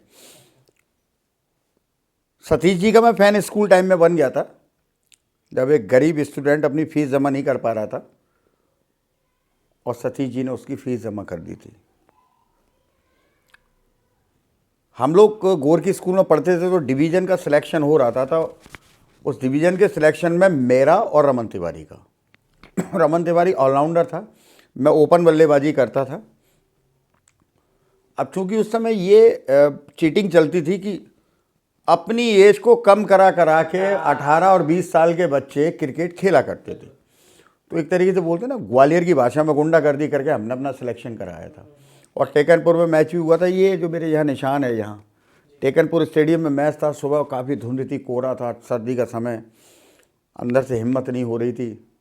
लेकिन ओपनर बल्लेबाज थे, DN शर्मा जी कोच थे। मैंने कहा सर आज ओपन की जगह वन डाउन। उन्होंने बहुत जोर का डांटा, हे क्या बात कर रहे हो। मैंने ठीक सर। ओपन करने गया, संजय पांडे जी इंदौर से खेलने आए थे। पहली बॉल सर निकल गई हवा में, पता ही नहीं लगा। एक तो सर्दी, दूसरा बॉल की तेज़ी। दूसरी बॉल आई नीचे, पैर पे लग गई, पैर झरना गया। तीसरी बॉल फिर हल्का सा बाउंस दे के आई, मैं जब तक झुकता तो यहाँ से छिल गया था। 46 में हमारे 6 विकेट हो गए थे ग्वालियर के। रमन तिवारी विकेट पे था, मैं पैड वैड लगा के ट्रीटमेंट ब्लैक टी हॉस्पिटल में, ये टाँके उन्होंने फटाफट लगा दिए थे। मैं पैड वैड लगा के बैठ गया था। सर ने बोला आप प्ले नहीं करोगे। मैंने सर प्लीज़ लेकिन मैं ज़बरदस्ती 7 डाउन विकेट हुआ, मैं स्टेट पहुंचा ग्राउंड पर। मुझे उल्टा सीधा खेलना था, और मैंने खेला। 46 मैंने किया। 121 हम लोगों ने 20 ओवर में रन बनाए, रमन और हमने बढ़िया खेल के। तो वहाँ मेरी बहुत तारीफ हुई थी क्रिकेट का सफ़र। लेकिन उसके बाद मेरा और आगे सिलेक्शन हुआ, तो क्रिकेट में उतना इतना चार्म नहीं था। बड़े भाई सबसे मैंने बोला, तो उन्होंने कहा क्या करोगे। शादियों में वीडियोग्राफी करने जाता था। तो सिंपल सी बात है कि उन्होंने बोल दिया नहीं यार अपन धंधा देखेंगे। तो क्रिकेट मेरा वहाँ से ख़त्म हुआ। वीडियोग्राफी और फोटोग्राफी वाला काम शुरू हो गया। हाँ, वीडियोग्राफी, क्योंकि मेरा पुश्तैनी व्यापार था। जी। तो ये मेरा वीडियोग्राफी फोटोग्राफी था। राजेंद्र खंडेलवाल जी आचरण प्रेस में क्राइम फोटोग्राफर हुआ करते थे। हमारा स्टूडियो यादव टॉकीज के पास से ट्रांसफ़र होकर हरिनमल के पास आया था। तो उस दौरान मेरे को अच्छी तरीके से याद है, 89 में मैंने पत्रकारिता के क्षेत्र में एज ए फोटोग्राफर कदम रखा था। उस समय ब्लैक एंड वाइट फोटो जाया करते थे, ग्लेसी की सीट हुआ करती थी 4x6 की। वो आके पहले तो नेगेटिव डेवलपर में हाइपो में साफ़ करना, उसको सुखाना, फिर उसका इनलाज करके फ़ोटो बना के अखबार तक दे के आना। यहाँ से मेरा सफ़र चालू हुआ पत्रकारिता का। फिर वो धीरे धीरे चलता गया। फिर वो इलेक्ट्रॉनिक मीडिया में बिल्कुल कन्वर्ट हो गया। क्रिकेट वहीं पर सीमित है, लेकिन आपको शौक बहुत है, आप अभी भी खेलते हैं क्रिकेट? हाँ, मौका मिलता है तो खेल लेता हूँ मैं, छुपाता कभी नहीं हूँ। फेवरेट क्रिकेटर कौन है आपका, बैट्समैन और बॉलर? मैं अगर उस टाइम की बात करूं तो सही मायने में फेवरेट के क्रिकेटर मेरे उस समय कपिल देव हुआ करते थे, सुनील गावस्कर हुआ करते थे। उसके बाद अगर मेरा कोई फेवरेट बना, सचिन तेंदुलकर इसलिए नहीं, सचिन तेंदुलकर मेरे इसलिए फेवरेट बने थे कि सचिन तेंदुलकर से मैंने कुछ चीज़ चुरा ली थी।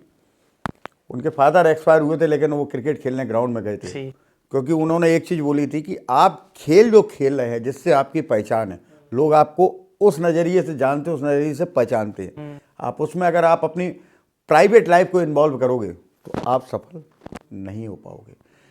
इस चीज़ को मैंने जहन में रखा था। और ग्वालियर के व्यापार मेले में बहुत बड़ा मेरा परिवार है। 2 बार इंसिडेंट हुए। मेरे कज़न ब्रदर की डेड बॉडी घर में रखी थी, लेट हो रहे थे, लेकिन वो डेड बॉडी को घर में रख के मैं मेला पहुंचा था, क्योंकि लोग मेरा इंतजार कर रहे हैं। उनको आपसे मतलब नहीं है कि आपके डेथ किसकी हुई है।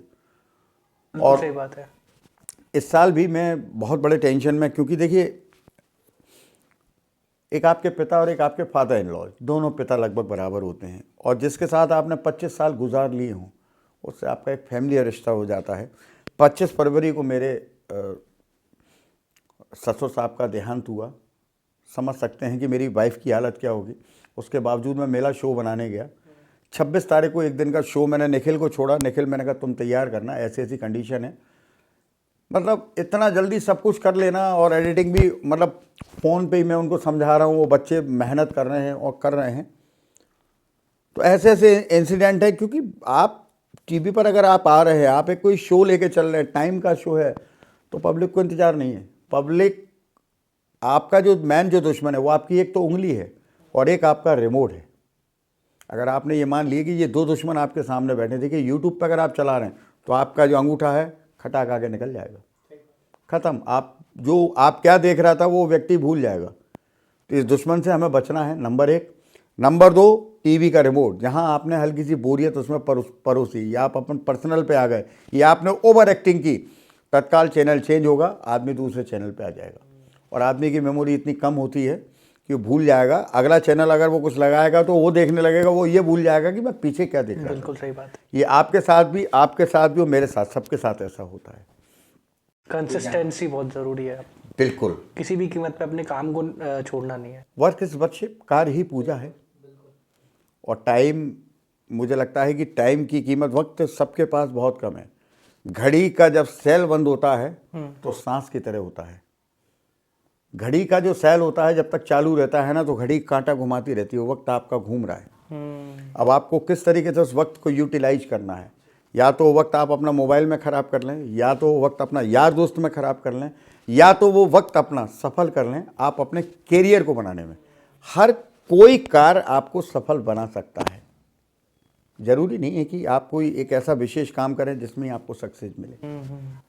कोरोना के टाइम पे जैसे मैं आपसे डिस्कस कर रहा था, शौक में हम लोगों ने पूरे शहर को सैनिटाइज कर लिया जी। शौक था हमारा। प्रवीण पाठक उस समय विधायक थे, उन्होंने मेरे को खूब बोला, भैया यार कम से कम मुझसे हाइपो तो आप ले लो ना। मैंने कहा नहीं भैया, ये काम तो हमें करने दो। हर पर डे इवनिंग में मेरे से रिपोर्ट लेते थे, भैया कोई दिक्कत तो नहीं आ रही है। इतना सिंपल विधायक जो इतनी अच्छी सोच रखता है जी। पर डे मुझसे रिपोर्ट लेते थे कि भैया कोई ज़रूरत पड़े तो बता देना। वही नहीं, शहर के मैं कई नाम ऐसे हैं, कई नाम जो कभी फ्रेम में नहीं आते, भैया हमारे लायक कोई काम हो तो बताओ ना। कई, मतलब मैं ये बोलूँगा कि कई IAS और IPS तक के मेरे पास कॉल आए, भैया हमें भी कुछ बताओ ना यार, हम भी ऐसे में आपके बैक सपोर्ट में कुछ ना कुछ कर लें। मैंने कहा नहीं सर, जब ज़रूरत होगी मैं करूँगा, बिल्कुल 100%।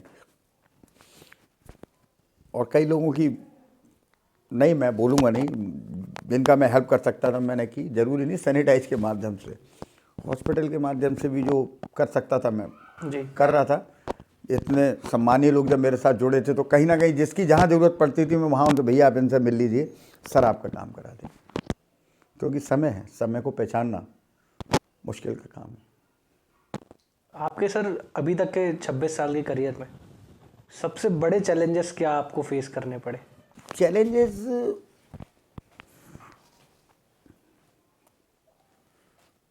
एक ही चैलेंज केवल मेरे को लगता है, वक्त पे पहुंचना। अच्छा। वक्त पे पहुंचना।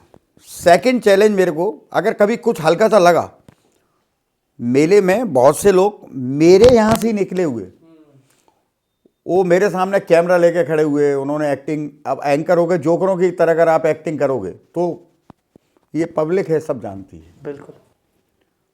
एक मदारी होता है ना, वो पहले डमरू बजा डिग डिग डिग डिग डिग डिग डिग डिग भीड़ इकट्ठी करने के लिए, तो बहुत सारे एंकर तो पहले डमरू बजाते हैं डिग डिग डिग डिग डिग डिग। लेकिन उस डमरू के सामने माले किस टाइप के लोग खड़े होते हैं। मैं आपको सच बता रहा हूँ, जो इंस्टॉलमेंट में मोबाइल खरीद लेते हैं, जिनके पास केवल एक ही काम होता है, इंस्टॉलमेंट में मोबाइल खरीदना, लास्ट की 3 इंस्टॉलमेंट उनकी खा जाना। उनके शो में वो जब डमरू बजाते तो ऐसे लोग जाके खड़े हो जाते हैं, जो सच बात है वो सच बात है, क्योंकि आपके चैनल्स के व्यूज़, देखिए सोशल मीडिया है, सोशल मीडिया में आप चाहेंगे ना तो इंस्टा के व्यूज़ आप एकदम अप कर सकते हैं 1 M में, आप यूट्यूब के व्यूज़ 1 M में आप अप कर सकते हैं। वो तो सब्सक्राइबर और फॉलोवर तो आप अप कर लेंगे, लेकिन व्यूज़ नहीं ला पाएंगे। व्यूज़ आजकल तो आपको फेक काफी चलती है मार्केट। व्यूज़ आपको तभी मिलेंगे जब आपके सब्सक्राइबर या आपके फॉलोअर एकदम जेन्युइन होंगे। अब आपके 192 सब्सक्राइबर हैं, आपके व्यूज आ रहे हैं 98, 46, 35, ये नहीं। और वो पब्लिक सब जानती है, सबको सब पता पड़ जाता है। सबको सब पता है। हाँ, 2012 में मेरे लिए चैलेंज था, KMJ न्यूज़ में ग्वालियर में लेकर आया। ये ग्वालियर चंबल संभाग जानता है। KMJ न्यूज़ के जो डायरेक्टर थे संतोषी लाल राठौर, SL राठौर जी, मैं उनको आज भी रिस्पेक्ट देता हूँ। बाद में उन्होंने मेरे को बोला ये चीज़, उन्होंने मुझे कॉम्पिटिटर माना। मैं तो केवल उस समय भी लोकल केबल के लिए काम कर रहा था, तो उन्होंने मुझे कॉम्पिटिटर मान के मेरे अगेंस्ट 12 लोगों की टीम खड़ी की, और मेरे साथ केवल 5 लोग थे, मैं, मेरा कैमरामैन, एक हेल्पर और 2 आर्टिस्ट। पर डे कुछ ना कुछ वो नया करने की कोशिश करते थे। हम अपना सिंपल जो करते हैं वो करते थे, हमें पब्लिक से मतलब था। लेकिन वो भी, उनके यहाँ भी ऐसे कुछ थे जो डमरू बजाते थे, तो डमरू बजाना और खुद खड़े होना, लोग आपका इंतजार कर रहे हैं कि हाँ गुड्डू भैया आ रहे होंगे। तो ये मेरी 26 साल की, केवल ये मेरे साथ चैलेंज है। चैलेंज बहुत सारे हैं, तो छोटे छोटे हैं, लेकिन वो इंसिडेंट हैं। जैसे झूला सेक्टर में स्ट्राइकिंग कार जो आती है, मैं वीडियो बना रहा था स्ट्राइकिंग कार का, उस कार को बच्चे चलाते हैं, पीछे आके एकदम मेरी एड़ी में एकदम ऐसा कार लगी, पूरा पंजा मेरा मुड़ा और मैं वहाँ लंगड़ा हो गया। सीधा मैं रात को पहुँचा, मैंने एक्सरे कराया, माइनर फ्रैक्चर आया, क्योंकि वो बहुत स्पीड से आके कार टकराई थी। तो मैंने 12 दिन हॉकी पकड़ के प्रोग्राम बनाया। हॉकी पकड़ के मैं झूला सेक्टर में घूमा, तो एक बार तो माता जी एक मेरे से गले लिपट के रो पड़ी मेले में। मैंने क्या हो गया? कहते इतना प्यार करते हो तुम, देखो ना ग्वालियर को, पैर से तुम चल नहीं पा रहे हो, पैर सूज रहा है, हमें दिख रहा है, तो उसके बावजूद आप। तो मैंने कहा, यही बोला मैंने, माँ आप इंतज़ार करती हो ना टीवी पे कि मेला दिखेगा, तो वो रोने लगी। तो कई लोग मेरे को, मैं सच बता रहा हूँ, जो डायरेक्ट आके रो जाते हैं, आशीर्वाद दे जाते हैं। तो ये जनता का प्यार बहुत कमाया है। इसके अलावा मैं मन से बहुत तगड़ा रईस हूँ, इसमें कोई दो राय नहीं। बहुत आर्टिस्ट मेरे आए हैं शो में, आए। एक आर्टिस्ट मेरे साथ 7 साल रहा, शून्य से आके 4 डिजिट 5 डिजिट तक मैंने उसको जो देना था दिया। लेकिन एक बोलते हैं ना एटीट्यूड, मेरे से ये शो चल रहा है, और वो भी निखिल ने आके उसकी एंट्री ख़राब कर दी। निखिल दरअसल जब मेरे यहाँ आया था, निखिल की एंट्री मेरे बड़ा एक इंटरेस्टेड है। हाउजी, मतलब माता रानी के दिन चल रहे थे, तो निखिल हाउजी करा रहा था। मैं अपने रूम में बैठा हुआ था, मैंने अपनी वाइफ से पूछा, मैंने यार ये कौन है बाहर? तो उन्होंने बोला बाबू है।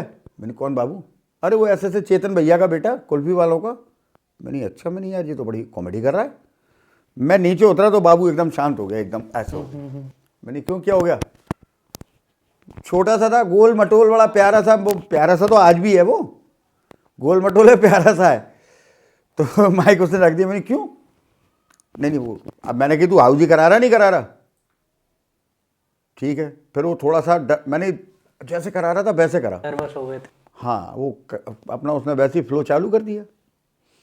कराते कराते एकदम उसके 3 दिन बाद मेडिकल की शॉप पे बाबू सर्विस करता था। चूँकि मैं सर एक चीज़ टोकना चाहूँगा, ये कहानी हम उनके एंगल से भी सुन चुके हैं, क्योंकि पहला इंटरव्यू उनका था, उन्होंने भी बताया था कि ऐसे ऐसे करके आए थे। वही कहानी आप सुन रहे तो हमारे व्यूअर्स को बड़ा मज़ा आ रहा होगा। नहीं, सच बता रहा हूँ, मेरे को अंदर से बड़ा फील हुआ। तो मैंने उनके पिताजी को, पापा को बोला जी, मैं उनको दोस्त बोलता था। और एक चीज़ बता दूँ, बड़े मतलब ये बोलते हैं कि राजाओं के राजा थे। कम उम्र में जाना बड़ा दुखद होता है। बाबू की एक सिस्टर थी, थैलेसीमिया था, हर माह में 2 बार दिल्ली जाना, ये इनके पिताजी का था। बाबू के पिताजी का वजन बहुत था, बाबू के पिताजी का वजन 150-180 किलो होगा आराम से। वो कभी किसी की बातों में आकर वो इंदौर इलाज करा कर आए, उसके बाद वो डाउन होना चालू हो गए। फिर मैंने उनसे बोला कि मैंने कहा चेतन भाई यार ये बेटा मेरे को दे दो यार। हाँ, ऐसे ही बताया था। तो अरे यार एक ही मेरे बेटा है यार, वो तू ले रहा है, तो ऐसे उनके मतलब हंसी, वो यही नहीं समझ पा रहे थे मैं क्यों मांग रहा हूँ। अरे मैंने कहा यार तेरा बेटा तेरे ही रहेगा, मैं अपने शो के लिए तेरा बेटा मांग रहा हूँ यार। अरे अच्छा कर लेगा ये? मैंने कहा ये कर लेगा, और नहीं करेगा तो मैं करवा दूंगा। लेकिन यार एक समस्या है चेतन भाई। उन्हीं क्या? मैंने कहा यार उसका मेडिकल छूट जाएगा यार, उसका नुकसान हो जाएगा पैसे का। अरे यार तू पैसे वैसे की चिंता नहीं कर यार, तू तो इसको बना, पैसे वैसे की छोड़। मैंने कहा नहीं मुझे अच्छा नहीं लगेगा। कहते यार मैंने बोला ना तू बना, दिया तेरे को। मैंने कहा ठीक है मैं इसको मेले में ले जाऊंगा। सितंबर से बढ़ के हम लोग दिसंबर में आ गए। मैंने बाबू से बोला तो बाबू ने मना कर दिया। कहते मैं नहीं कर पाऊंगा क्योंकि मेडिकल मेरा छूट जाएगा। तो मेरे को अंदर से गुस्सा भी आया। मैंने इनके पापा को बोला मैंने यार ऐसे ऐसे। कहते यार मैं समझाऊंगा यार इसको। फिर बाबू मेरे साथ आया। बाबू आया क्या, बाबू को टॉर्चर करना चालू कर दिया। बाबू 2-3 जगह से टॉर्चर हो रहा था। मैं आपको बताता हूँ आज, ये शायद आपको बाबू ने नहीं बताई होगी क्योंकि उस बच्चे को मैं जानता हूँ। एक वो अपनी फैमिली में टॉर्चर हो रहा था, खुद की फैमिली में। एक वो जहाँ वो सर्विस करता था वहाँ टॉर्चर हो रहा था। तीसरा वो आओ मिला चले टीम में आकर टॉर्चर हो रहा था। वो टॉर्चर कैसे हो रहा था कि उसके अंदर जो चीज़ है बाबू के अंदर, वो आता था, मैं बाबू से बोलता था कुछ नया बनाना है, और बीच में मैं ब्रेक किया करता था। एक नाश्ते वाले की दुकान पे सारे बच्चे जाते थे, तो मैं उस सीनियर का नाम ले दिया करता था। मैंने कहा क्योंकि मेरे यहाँ वो सीनियर है तो सेकंड लीड होगी, मैंने कहा इसको बता देना। ठीक है चाचा। अब ये सिलसिला चलता रहा 20 दिन हो गए। मैंने यार तू कुछ नया क्यों नहीं बताता? वो धीरे से बोला चाचा मैं घर पे बताऊंगा। ठीक है। उसने मेरे को चुपचाप बोला कि चाचा हम बताते हैं तो ये कहते हैं कि ये बेकार लगेगा, ये बेकार लगेगा। मैंने कहा ठीक। अब ये बाबू से मैंने एक्स्ट्रा करवाना चालू किया क्योंकि वो 42 डेज मेला था। मैंने बाबू से बोला मैंने तू करेगा। मैंने कहा पीछे डिस्टर्ब करने का काम तेरा होगा। कहते हैं मतलब? मैंने कोई अगर कुछ सुना रहा है तो तेरे को पीछे जोर जोर से हंसना, डिस्टर्ब करना है, इस तरीके का। तो लोगों को पसंद आने लगा। अब ये पसंद आने लगा तो उसको लगा मेरे पुराने सीनियर को कि शायद चाचा इम्पोर्टेंस दे रहे हैं। लेकिन वो मेरी इम्पोर्टेंस केवल ये नहीं था कि मेरे को बाबू को हाईलाइट करना था, बाबू की कला को बाहर निकालना था, मौका देना था, दोनों बराबर से करते। लास्ट के 8-9 दिन का मेला बचा होगा। वो सीनियर ने क्या किया, अचानक मेरे यहाँ से गायब हुआ। सुबह मेरे यहाँ नहीं आया वो, और उसके संग में एक कैमरामैन। मैंने उससे पूछा मैंने कहाँ है भाई? कहते वो तो इवेंट में गया है अपने। कैमरामैन को भी ले गए? नहीं, कैमरामैन मेरे साथ था। तो मैंने कहा इवेंट में गया, उससे कम से कम मुझे बोल के जाना चाहिए ना। मैंने कहा आज का टैलेंट कौन करेगा? कहते भैया वो आप देखो कैसे होगा। मैंने ठीक है टैलेंट तो हो जाएगा, उसकी टेंशन नहीं लो। मैंने बाबू को बोला मैंने बाबू तू कुछ कर सकता है? चाचा मैं कैसे करूँगा। एकदम डर गया वो, क्योंकि वो टैलेंट वो एक ऐसी चीज़ होती है कि वहाँ आपका 300-400 लोग एक साथ खड़े होकर देख रहे हैं। सॉरी। मैंने बाबू को बोला तेरे को ऐसे ऐसे करना है, मैंने कोशिश कर।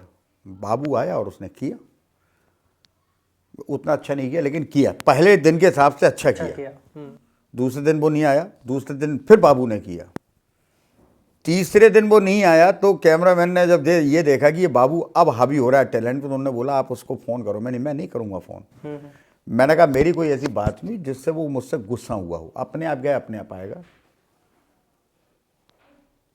तीसरे दिन फिर भी उनने बोला तो मैंने फ़ोन किया, लेकिन किया बाबू ने। वो चौथे दिन आया मेरे पास तो मैंने कोई बात नहीं, जैसे ही आया तो वो टैलेंट के समय मैंने उसको पंच देना बंद कर दिया। अगर मेरे पास टैलेंट है मैंने पेश करो, है मेरे पास, यहाँ से आया मैंने पेश करूँ। क्योंकि जब तक आपके पास बैक पंच नहीं आएंगे आप अपनी कॉमेडी नहीं कर पाएंगे। लास्ट में स्थिति ये हुई कि एक और उसकी शिकायत पता लगी कि वो और कैमरामैन किसी अलग चीज़ के आदी हो गए थे। मुझे बोलना नहीं चाहिए, पब्लिक है, जितने लोग जानते हैं वो समझ गए होंगे वो किस चीज़ के आदी हो गए थे। यहाँ 7 बजते थे मैं एडिटिंग पे बैठता था वो अपने, क्योंकि ये पब्लिक है, यहाँ हम कभी किसी से मिल रहे हैं ना तो वहाँ हमारी माताएं हैं, बहनें हैं, अगर वहाँ हमारे मुंह से एक अलग टाइप की स्मेल आए ना तो वो हमारा मैसेज बहुत गंदा जाता है। और हमारा फैमिली शो है। जी हाँ, क्योंकि यहाँ देखिए एक यंग एज भाभी आती हैं, अगर वो ये बोलती है ना गुड्डू भैया के शो में है, तो भैया को ये मालूम है कि गुड्डू भैया के शो में है तो इसका मतलब वहाँ का व्यवहार अच्छा है, और वहाँ अगर ऐसा व्यवहार होगा तो फिर मुझे नहीं लगता कि कोई शो में। उसके बाद वो नेक्स्ट ईयर अपने आप वो गायब हुए। गायब होने के बाद उन्होंने मुझे कॉम्पिटिटर माना। मैं, बाबू मेरे साथ टीम में था, बाबू ने मेहनत करना चालू की, हमने नया टेस्ट पर उसने चालू कर दिया, आओ मेला चले में, बिल्कुल चेंज कर दिया हमने वो। और वो 2017 में 2018 में जो हमने शो दिया बिल्कुल अलग हटके था। अब वो लोग कहने लगे कि आपका कॉम्पिटिटर, मैंने कहा मेरा कॉम्पिटिटर तो व्यक्ति तभी हो सकता है जब वो या तो मेरे प्रोग्राम के बराबर अपनी उसकी खुद की एज हो या उससे आधा उसको तजुर्बा हो। मैंने कहा सब अपना अपना कर रहे हैं, ग्वालियर का मेला है, सब आते हैं जाते हैं, उसमें कोई टेंशन नहीं है। वो दिन आज का दिन है, मुझे ऐसा लगता है कि बाबू ने कभी पलट के नहीं देखा। अब उस कलाकार में बाबू में एक अंतर है निखिल में, बाबू अपने लिए नहीं, बाबू टीम के लिए काम करता है। बाबू अपना तो एक्ट बनाता है, बाबू टीम के लिए एक्ट बनाता है। बाबू को ये नहीं लगता कि अनुभव अच्छा करेगा तो अनुभव हिट हो जाएगा, करण अच्छा करेगा तो करण हिट हो जाएगा। मैं टीम मेंबर्स को बता रहा हूँ, उमा पाल अच्छा करेगी, ऋतु भार्गव करेगी, हर्षिता कुशवाहा करेगी, सुभाष सोलंकी करेगा, दीप जसेले करेगा, कहीं इनने अच्छा कर दिया बताया मैंने, कहीं ये हिट नहीं हो जाए। तो बाबू में ये भावना है ही नहीं है। बाबू में एक भावना है कि ये अच्छा करेंगे तो बाबू हिट होगा, ये अच्छा करेंगे तो हमारा शो हिट होगा, और हमारा शो हिट होगा तो उसमें निखिल कटारिया ऑटोमेटिक हिट होगा। बिल्कुल सिंपल है। और किसी भी संस्था का यही होता है कि हम सब साथ में ग्रो करें, सब साथ में आगे बढ़े। देखिए बड़ी सिंपल सी कहानी है, कहने को तो मुहावरे हैं। बाल्टी भी जब तक आप मुट्ठी बंद नहीं करते उठती नहीं है, क्योंकि बाल्टी में वजन होता है। बिल्कुल सही बात है। तो जब तक आप यूं हैं तब तक तो आप जीते हुए, जैसे ही आप खुले तो आप ये तय मान के चलिए कि अब किसी में चांटा भी मारते तो उंगलियां मिला के मारते हैं तो तेज पड़ता है, उंगलियां खोल के मारेंगे तो आपकी उंगली में दर्द होगा। तो जब तक आपकी ये यूनिटी है, आपके पास ये है, तब तक तो हम हैं। यहाँ खुल गए तो वहाँ तो ये हो जाएगा, अल्लाह के नाम पे कुछ दे दे बाबा, भगवान के नाम पे कुछ दे दे बाबा, फिर डमरू लेके बजाना पड़ेगा और भीड़ इकट्ठा करनी पड़ेगी। आपके अभी इतने सालों की जर्नी में सबसे इम्पोर्टेंट लोग कौन है कि जिन्होंने बहुत सपोर्ट किया, बहुत बल दिया? फैमिली के भी हो सकते हैं और वो बाहर के प्रोफेशनल लाइफ के भी हो सकते हैं। ये टिपिकल क्वेश्चन है, मैंने ऐसे क्वेश्चन किसी से पूछे नहीं है आज तक। हम कोशिश करते हैं कि हमारे जो व्यूअर्स हैं उनको कुछ नया जानने को मिले। जैसे कहा जाता है ना कि हर सक्सेसफुल आदमी के पीछे किसी औरत का हाथ। मैं सक्सेस तो हो जाऊँ जब मुझसे तो आप सवाल करना, अभी मैं सक्सेस तो होने दो मेरे को आप। वो तो सर हम ग्वालियर वालों के लिए आप बचपन से सक्सेसफुल हो। नहीं, सक्सेस नहीं हूँ मैं, एक कोशिश कर रहा हूँ कि मैं जुड़ा हुआ हूँ। मेरी माँ, मेरे बड़े भाई, मेरी पत्नी जिसने मेरा पल पल पर साथ दिया है। मैं आपको सच बता रहा हूँ, मेरी गुस्सा भी, मेरा प्यार भी, मेरा लाभ भी, मेरा नुकसान भी, उसने बराबर से पार्टनरशिप की है मेरे साथ। कार्यक्रम जैसे आगे हम लोग बढ़ते आए हैं, धीरे धीरे जैसे बढ़े हैं, तो न्यू जनरेशन की अगर बात करें तो मेरा भांजा IAS की तैयारी कर रहा है, वो 99 नोट्स भी चलाता है। मेरी भांजी MD है, सर्जन है। मेरी बिटिया है अपर्णा है, मेरा बेटा है अमूल है। ये एक ऐसी बैकग्राउंड टीम है, और इसके साथ में एक और मजबूत टीम है। मैं आपको बताता हूँ,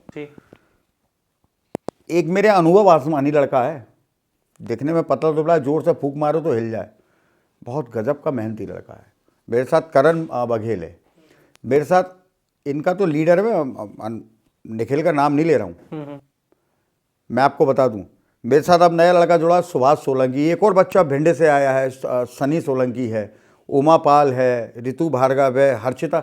ये बच्चियां हैं ना, ये बच्चियां देखिए अलग अलग घर से हैं, लेकिन जब ये शो में जाती हैं तो ऐसा लगता है कि एक पिता के साथ काम कर रहे हैं। ये पिता, हाँ, अगर मैं अगर इस लेवल पे पहुंचा हूं कि ये मुझे अगर पिता समझ के, बड़ा भाई समझ के मेरे साथ काम कर रहे हैं, ये मेरी जीत है।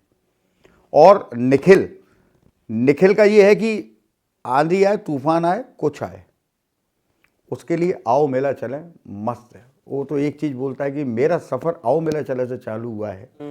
मैं दुनिया के किसी भी कोने में रहूँगा, आओ मेला चले में आऊँगा ज़रूर। जब भी मैं मुंबई शिफ्ट हो जाऊँगा, भले 5 दिन के लिए आऊँ, आओ मेला चले में ज़रूर शामिल होऊंगा। इससे बड़ी बात और क्या हो सकती है? निश्चित तौर पे ये मेरी जीत है। और आप इतने सालों से कंटिन्यूअसली हंसाते हुए आ रहे हैं, तो मेरे ख्याल से सबसे बड़ी सक्सेस तो वही है कि रोज लोग आपको इंतजार करते हैं कि रात को शो आएगा और टीवी पर आएगा, यूट्यूब पर आएगा। सच बात है कि इस साल मेरा मतलब 80% तक मेरा मूड नहीं था। 20 जनवरी में मैं आ गया था, तब मैंने सॉरी इनकमिंग लिखा था आओ मेला चले। उससे पहले तक मेरा मूड नहीं था। जाने के एक अंदर से मूड नहीं बन रहा था कि अब बस हो गया, 25 साल का सफ़र बहुत हो गया। क्योंकि सुबह 10:30 बजे से लेकर रात का 2 बजे तक डाटा पूरा इधर का उधर रखना मतलब बहुत हार्ड वर्क है। मतलब मैं अपनी बताऊं तो सारे तो मेरे पैंट ढीले हो गए, 1.5 इंची कमर कम करके आया हूँ। और एक मेरी गंदी आदत जरूर है कि मैं भी आप ऑफ द कैमरा बात कर रहा था खाने पीने की, तो मैं घर से 2 पराठे खा के जाता हूँ। हाँ, ये कल चाची जी बता रही थी कि बस आप वो खाते हो, फिर पता नहीं है दिन भर कुछ खाया नहीं खाया, फिर सीधे रात के नहीं मैं खाता हूँ दिन में, रात के 1-2 नहीं मैं ये झूठ बात है, मैं दिन में खाता हूँ और पीता भी हूँ। चाय तो मैं पीता हूँ, रियली मैं चाय पीता हूँ, आप सुनो। और टेंशन खाता हूँ। अच्छा, अगर कुछ ठीक चल रहा नहीं होगा तो मैं उसको खा लूँगा, तो मेरा पेट भर जाता है। हाँ, इतना ज़रूर होता है कि जैसे हम लोग अब ये 1-2 साल से मैं करने लगा हूँ झूला सेक्टर, जैसे ही मैं करके आया, मैंने कहा आज का प्रोग्राम ठीक हो गया, मुझे लगता है कि आज का ठीक हो गया। तो पानी के गोलगप्पे वाला खड़ा हुआ है, जैसे हम लोग 12-13 लोग होते हैं, भाई अपने अपने दोने ले लो, लेकिन सुनो सबसे पहले मैं खाऊंगा, मैं निकलूंगा, तुम आराम से आना, क्योंकि ये सब आराम से मस्ती में खाएंगे। खा लिया, मूंगफली ले ली, अपने एक एक दाना खाते हुए आ गए। फिर आके फटाक से मैं बैठ गया, वो गाने की एडिटिंग कर रहा हूँ, क्योंकि इस शो में देखिए कैमरा एडिटिंग भी मैं कर रहा हूँ, शो में वहाँ कंप्लीट करवा रहा हूँ। एडिटिंग के बाद पूरी पेन ड्राइव रेडी करना, गाने की एडिटिंग करना। क्योंकि मैंने आपको बताया था कि एक बार 2004 का किस्सा है, 3 का या 4 का समथिंग ऐसे ही होगा, एक समोसा मुझे किसी ने खिलाया था, 3 दिन के लिए मेरी आवाज़ गायब हो गई थी। बस वो दिन मैंने चुन लिया था कि मेले में अगर मैं कहीं कुछ खाऊंगा या तो घर से ले जाऊंगा वो खाऊंगा, बाकी मैं कहीं कुछ खाता नहीं हूँ। हाँ, कोई शॉपकीपर अच्छा विश्वसनीय है तो अलग चीज़ है। बहुत कम लोग होंगे, शायद ही कोई चैलेंज होगा कि जिसने मुझे चालू मेले में किसी रेस्टोरेंट पे या किसी शॉप पर कुछ खाते हुए देखा होगा। ये एक चैलेंज हो सकता है। जैकेट की लोग पूछते हैं, मेरे पास 7 जैकेट पे आने वाला था। मेरे पास 7 जैकेट है, मैं आपको बता दूं, सेम टाइप की, सेम कलर, सेम टाइप। और जैकेट का वो मेरे बहनोई साहब ने दी थी, मेरे जिया जी हैं। मैं दिल्ली से लौट के आ रहा था, सर्दी तेज पड़ गई थी, तो उन्होंने बोला सर्दी तेज है, जैकेट पहन जाओ ये वाली, इसमें सर्दी बच जाएगी। लौट के आया, 10 दिन बाद मेरे को मेले का शो बनाना था, यामा गाड़ी से मेले जाता था, तो सर्दी से बचने के लिए जैकेट पहनी, ऊपर तक चैन लगाई, वो गिफ्ट मिलना चालू हो गई, तो फिर वो जैकेट चालू हो गई। और वो आपका ट्रेडमार्क बन चुका है कि गुड्डू भैया तो इंसान इमेजिन उसी में करता है। हाँ यार, वो ट्रेडमार्क है। मैं सच बता रहा हूँ आपको, ये भरी गर्मी में मैंने मेला बनाया मार्च में, ओफो, जैकेट पहन के मेरे को गिफ्ट देने पड़ते थे। जब बिना जैकेट के गिफ्ट दिए थे तो मुझे खालीपन लग रहा था कि मैं गुड्डू भैया ही हूँ क्या। हाँ, और आपको इतनी सारी चीज़ें रखने की उसमें जगह भी मिल जाती है, पता नहीं जादू ही जैकेट लगती है वो तो। हाँ, ये मेमोरी का है। मैं जैसे आपको बता रहा हूँ ना, पुराने लोग जो मेरे जुड़े हुए हैं 2001, 2, 3, 4, 5 से जो जुड़े हुए हैं वो जानते हैं, जब मैं कंटिन्यू डेली 10 गिफ्ट बांटता था, उनके लास्ट में एक साथ नाम पूछना, कभी कभी 20 बांटता था, एक साथ एक फ्लो में मैं बोलता था जैकेट का किसका सामान कहाँ रखा है, किसका सामान, तो मुझे आइडिया रहता है वहाँ डालूंगा तो वहीं से निकलेगा। ये है, मतलब अभी मैं उस लेवल पे पहुंच ही नहीं पाया जो जहां मैं जाना चाहता हूं। आओ मेला चले में, आओ मेला चले में गुड्डू भैया पीछे खड़े रहे और निखिल कटारिया या अनुभव या कोई आगे एंकर कर रहा हो, तब मुझे लगता है कि आओ मेला चले अब आगे चलता रहेगा।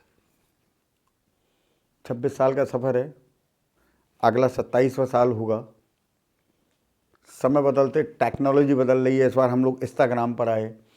इंस्टाग्राम पर लास्ट 2023 में जो निखिल ने और अनुभव ने मेरे को जोर दो कि चाचा इंस्टाग्राम चालू करो, इंस्टाग्राम चालू करो, तो लास्ट के 5 दिनों में किया था, तो लगभग 5 के हमारे फॉलोअर थे। इस बार 22+ फॉलोअर हो गए, तो प्यार मिल रहा है मेरे को, दे रहे हैं सभी लोग। बस यही मेरी एक दिली इच्छा होती है कि ग्वालियर नहीं, अब तो हिंदुस्तान पूरे वर्ल्ड में। इस बार तो आपको मतलब ऑफ द कैमरा मैं आपको दिखाऊंगा लंदन, यूके, ऑस्ट्रेलिया, जर्मनी, यहाँ के जो मेरे फ्रेंड हैं जो ग्वालियर से वहाँ जाके शिफ्ट हुए हैं, वो लोग बड़े बड़े प्लाज्मा पर, वो उनके कहने से ये मेरे को प्रोग्राम इस बार HD देना पड़ा 1080। वो बड़े बड़े हॉल में क्या करते हैं, आओ मिला चले को कनेक्ट करते हैं अपने YouTube अंग्रेजी दोस्तों के, हाँ जी हाँ, अंग्रेजी दोस्तों के साथ बैठ के। उनके एक सोसाइटी बनी हुई है, जैसे इंडिया की एक सोसाइटी, उसमें ग्वालियर के लोग भी हैं, दिल्ली के हैं, देहरादून के हैं।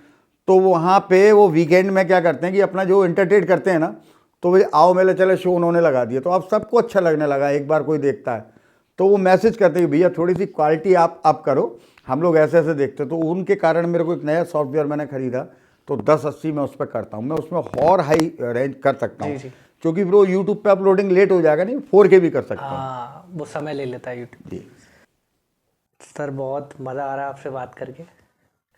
ये तो मैं नहीं कह सकता हूँ मज़ा, नहीं हमें तो आ रहा है, आपका पता नहीं। हमें बहुत आनंद मिल रहा है कि पुरानी बातें आपने आज चीज़ें निकल रही है। एक जो दर्जी होता है, एक दर्जी क्या होता है, पहले तो कपड़े की कटिंग करता है, फिर उसको सिलता है, और सिलने के बाद ये कहता है कि हाँ मज़ा आ गया। उसमें क्या आप, मैं आके बैठा, इन्होंने पहले मुझे काटा, फिर वो 26 साल का जो था ना, वो धीरे धीरे उसको सिल दिया, और लास्ट में आके आप मुझसे ये बोल रही है, ये पूरी टीम बोल रही है मज़ा आ रहा है।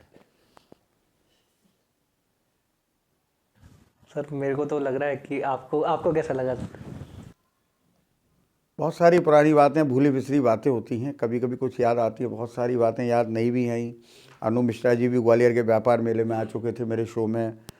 दैनिक भास्कर के साथ मैं शो में चला हूँ, 4-5 साल दैनिक भास्कर की प्रस्तुति शो में चली है। बड़ी बड़ी पार्टीज, बड़े बड़े जो मतलब आज जो इंटरनेशनल लेवल पर कंपनियां हैं, उनका मैंने प्रमोशन किया अपने शो में, ये मेरे लिए उपलब्धि है। बहुत सारे लीडर्स भी आपको जानते हैं जो नेता नगरी और MP MLA थे। मैं सिर्फ इतना जानता हूँ, अनूप मिश्रा जी उस समय मंत्री हुआ करते थे, मेले में आए थे, मेरे शो में कविता सुना गए थे, तो धीरे से एक चीज़ जरूर बोल गए थे वो, मामा भी तुम्हें जानते। आदरणीय हमारे अटल जी कहते वो भी तुम्हें जानते हैं, इसका मतलब मेहनत करते हो शो। तो ये बस महाराज साहब हमारे ज्योतिरादित्य सिंधिया जी नाम से जानते हैं, चेहरे से जानते हैं। हमारे ग्वालियर के जो गौरव में हीरे नाम जो मैं बता रहा हूँ, नरेंद्र सिंह तोमर जी हैं, नाम से जानते हैं, चेहरे से जानते हैं। हमारे नारायण सिंह कुशवाहा जी, एक बार इनके हाथों से मैंने लगातार बेस्ट अवार्ड माले आपको ग्वालियर व्यापार मेले में। अब मतलब प्राइज सेरेमनी नहीं हो रही है, 18 साल तक बेस्ट एंकर अवार्ड ग्वालियर व्यापार मेले का मेरे पास ही रहा है। क्या बात है। जिलाध्यक्ष हमारे अभय चौधरी जी, नारायण सिंह कुशवाहा जी, जैसे ही मेरा नाम एकदम बोला तो उनको ऐसा लगा कि हम अपने बंदे को कोई गिफ्ट देना चाह रहे हैं। मैं रियली बता रहा हूँ, वो मेरे पास फोटो अभी भी रखे हुए हैं, ऐसे देते थे, आओ गुड्डू भैया। अब जो बताओ हमारे लिए तो गिफ्ट में अलग से लेके जाता था जैकेट, तो मंच पे उनको एक एक केयरिंग जरूर देता था, ये आपके लिए, ये चीज़ मैंने कमाई है। पॉलिटिशियन, ऐसा नहीं है कि बहुत सारे इंसिडेंट हुए हों, यहाँ एक पॉलिटिशियन है, इवन जैसे मैं समाज के लिए बहुत सारी चीज़ें बोलता हूँ, ट्रैफिक के लिए बोलता हूँ, बहुत सारे मेरे पास IPS, उनके थैंक्स आता है, भैया आप सोशल मीडिया से कम ये इस प्लेटफॉर्म से आप जनता को अवेयर कर रहे हैं। तो एक अगर जिस शो को पब्लिक देख रही है और उसको अगर मैं इस तरीके की बातें रख रहा हूँ, अवेयर हो रहे हैं, तो उसमें हमारा फ़ायदा है, मेरी भी किसी न किसी बहन बेटी का फ़ायदा होगा जी। उसका पर्स बच जाएगा, उसका फ्रॉड होना बच जाएगा। आजकल साइबर फ्रॉड चल रहा है। आप साफ सफाई का भी काफ़ी वो बताते हैं, होना चाहिए। और ये साफ सफाई सच माने तो हम लोग अगर हिंदू है, सनातन है, धर्म को या जन्मपत्री ग्रह को मानते हैं, तो किसी आप ज्योतिषाचार्य से पूछ सकते हैं कि सफाई का जीवन में कितना बड़ा महत्व होता है। बिल्कुल सर, एक छोटा सा अगर आप रिक्वेस्ट माने, ऐसा मानिए कि हम आओ मेले में हैं, आप गुड्डू भैया हैं, आप मेरे साथ या हमारी टीम के साथ किसी के साथ एक सीन क्रिएट कर सकते हैं जैसे आप मेले में करते हैं। ये रहा आपका माइक, ये मेरा माइक। बिल्कुल ऐसा लगना चाहिए कि हाँ गुड्डू भैया हैं, बस जैकेट की कमी महसूस हो रही है, बाकी सब कुछ है। चलिए नमस्कार, कहाँ से कहाँ रहते हैं आप? मैं सर नया बाजार में रहता हूँ। नए बाजार में रहते हैं, तो ग्वालियर का व्यापार मेला घूमने आए जी। और किसके साथ हैं? मैं अपने पेरेंट्स के साथ आया हूँ। पेरेंट्स के साथ। अच्छा, ये टीवी पे भी आप देखते हैं, मोबाइल पे शो को? जी, टीवी पर भी देखते हो और यूट्यूब पर भी कैसा देखते लगता है आपको? हो। मुझे बहुत अच्छा लगता है जब मैं लोगों को कॉमेडी करते देखता हूँ। कई बार मेरे दोस्त भी आ जाता है तो बहुत बहुत मजा आज क्या सुना रहे हैं आप? आप बताइए सर। जो आपको अच्छा लग रहा हो। मैं सर कविताएं भी लिखता हूँ और एक शायरी भी कोई लिखता ऐसी कविता जो जिसमें एक मैसेज चल रहा हो, या कोई ऐसी एक कविता, कोई भी छोटी सी, जल्दी से। हूँ। ओके। ये पाप पुण्य सब तेरे हैं इसलिए विपदा यूं घिरे है। कोरोना के लिए लिखी थी। ये पाप पुण्य सब तेरे हैं इसलिए विपदा यूं घिरे है। ये तेरा ही विज्ञान है ले रहा मनुष्य की जान है। तूने वृक्षों को काटा है भूखों सरहद में बांटा है। वो वर्षावन कुछ याद है क्या जो आग में जलकर झुलसे थे। जनजीवन उनका जला दिया खुद अपने घर में उलझे थे। परमाणु पर तुम रुके नहीं जीवाणु से तुम थके नहीं। क्यों मेरे पीछे आते हो क्यों हरी हरी चिल्लाते हो। मंदिर मस्जिद पर ताले हैं मृत्यु पाते रखवाले हैं। अपने दुख को तू खुद ही भोग है स्वयं रचा तूने ये रोग। अब मैं कुछ ना कर पाऊंगा भगवान करे अब मैं कुछ ना कर पाऊंगा मूक दर्शक बन रह जाऊंगा। इस अर्थशास्त्र की होड़ में और धन धान्य की दौड़ में कुछ पथ ऐसे चल जाता है फिर बहुत बुरा पछताता है। घायल पृथ्वी को करता है खुद के मरने से डरता है। हे महापुरुष अब सुन ले तू अच्छे दिन निश्चित लाऊंगा पर उनके आने से पहले मैं सबक तुझे सिखलाऊंगा। मैं सबक तुझे बहुत शानदार। यहाँ तालियां बताएंगे कि आपने क्या किया है, और घर पर बैठ के जो लोग ताली बजा रहे हैं आपके इसके लिए, वो घर गिफ्ट तो मैं भी आपको दूंगा, लेकिन अभी थोड़ा सा इंतजार। ये एक बार तालियां बजाए सर के लिए।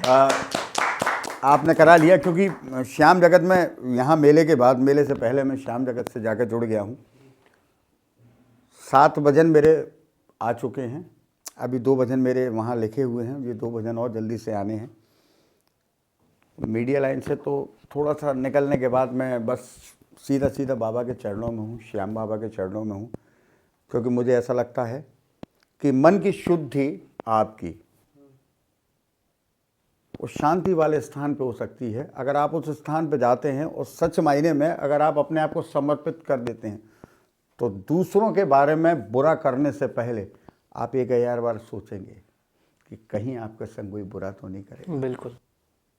कहीं आपके संग कोई बुरा तो नहीं करेगा।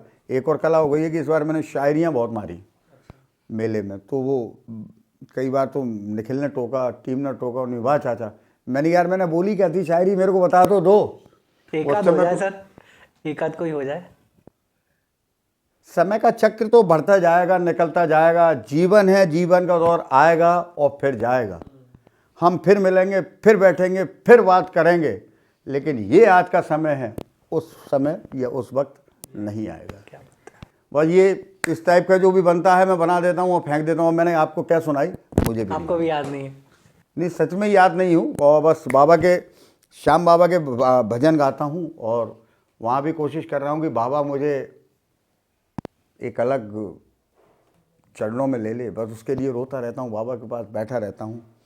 पूरा कीर्तन कोई कराता है, पूरा कीर्तन कर देता हूँ।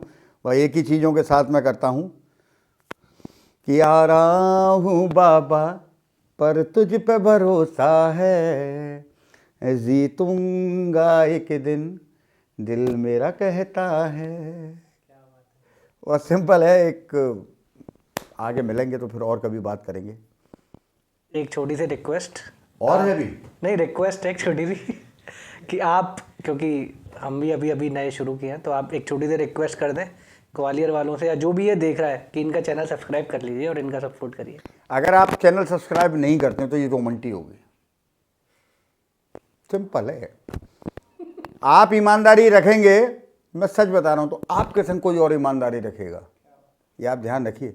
अगर आपको वास्तव में, अगर आज आपने एंजॉय किया, आपने एंटरटेन किया है, और अगर आप गुड्डू भैया के बारे में बहुत सारी बातें जानना चाहते थे, जो आज आपको इस चैनल के माध्यम से मिली है। चैनल का नाम अपना suffer the podcast 3 AM club.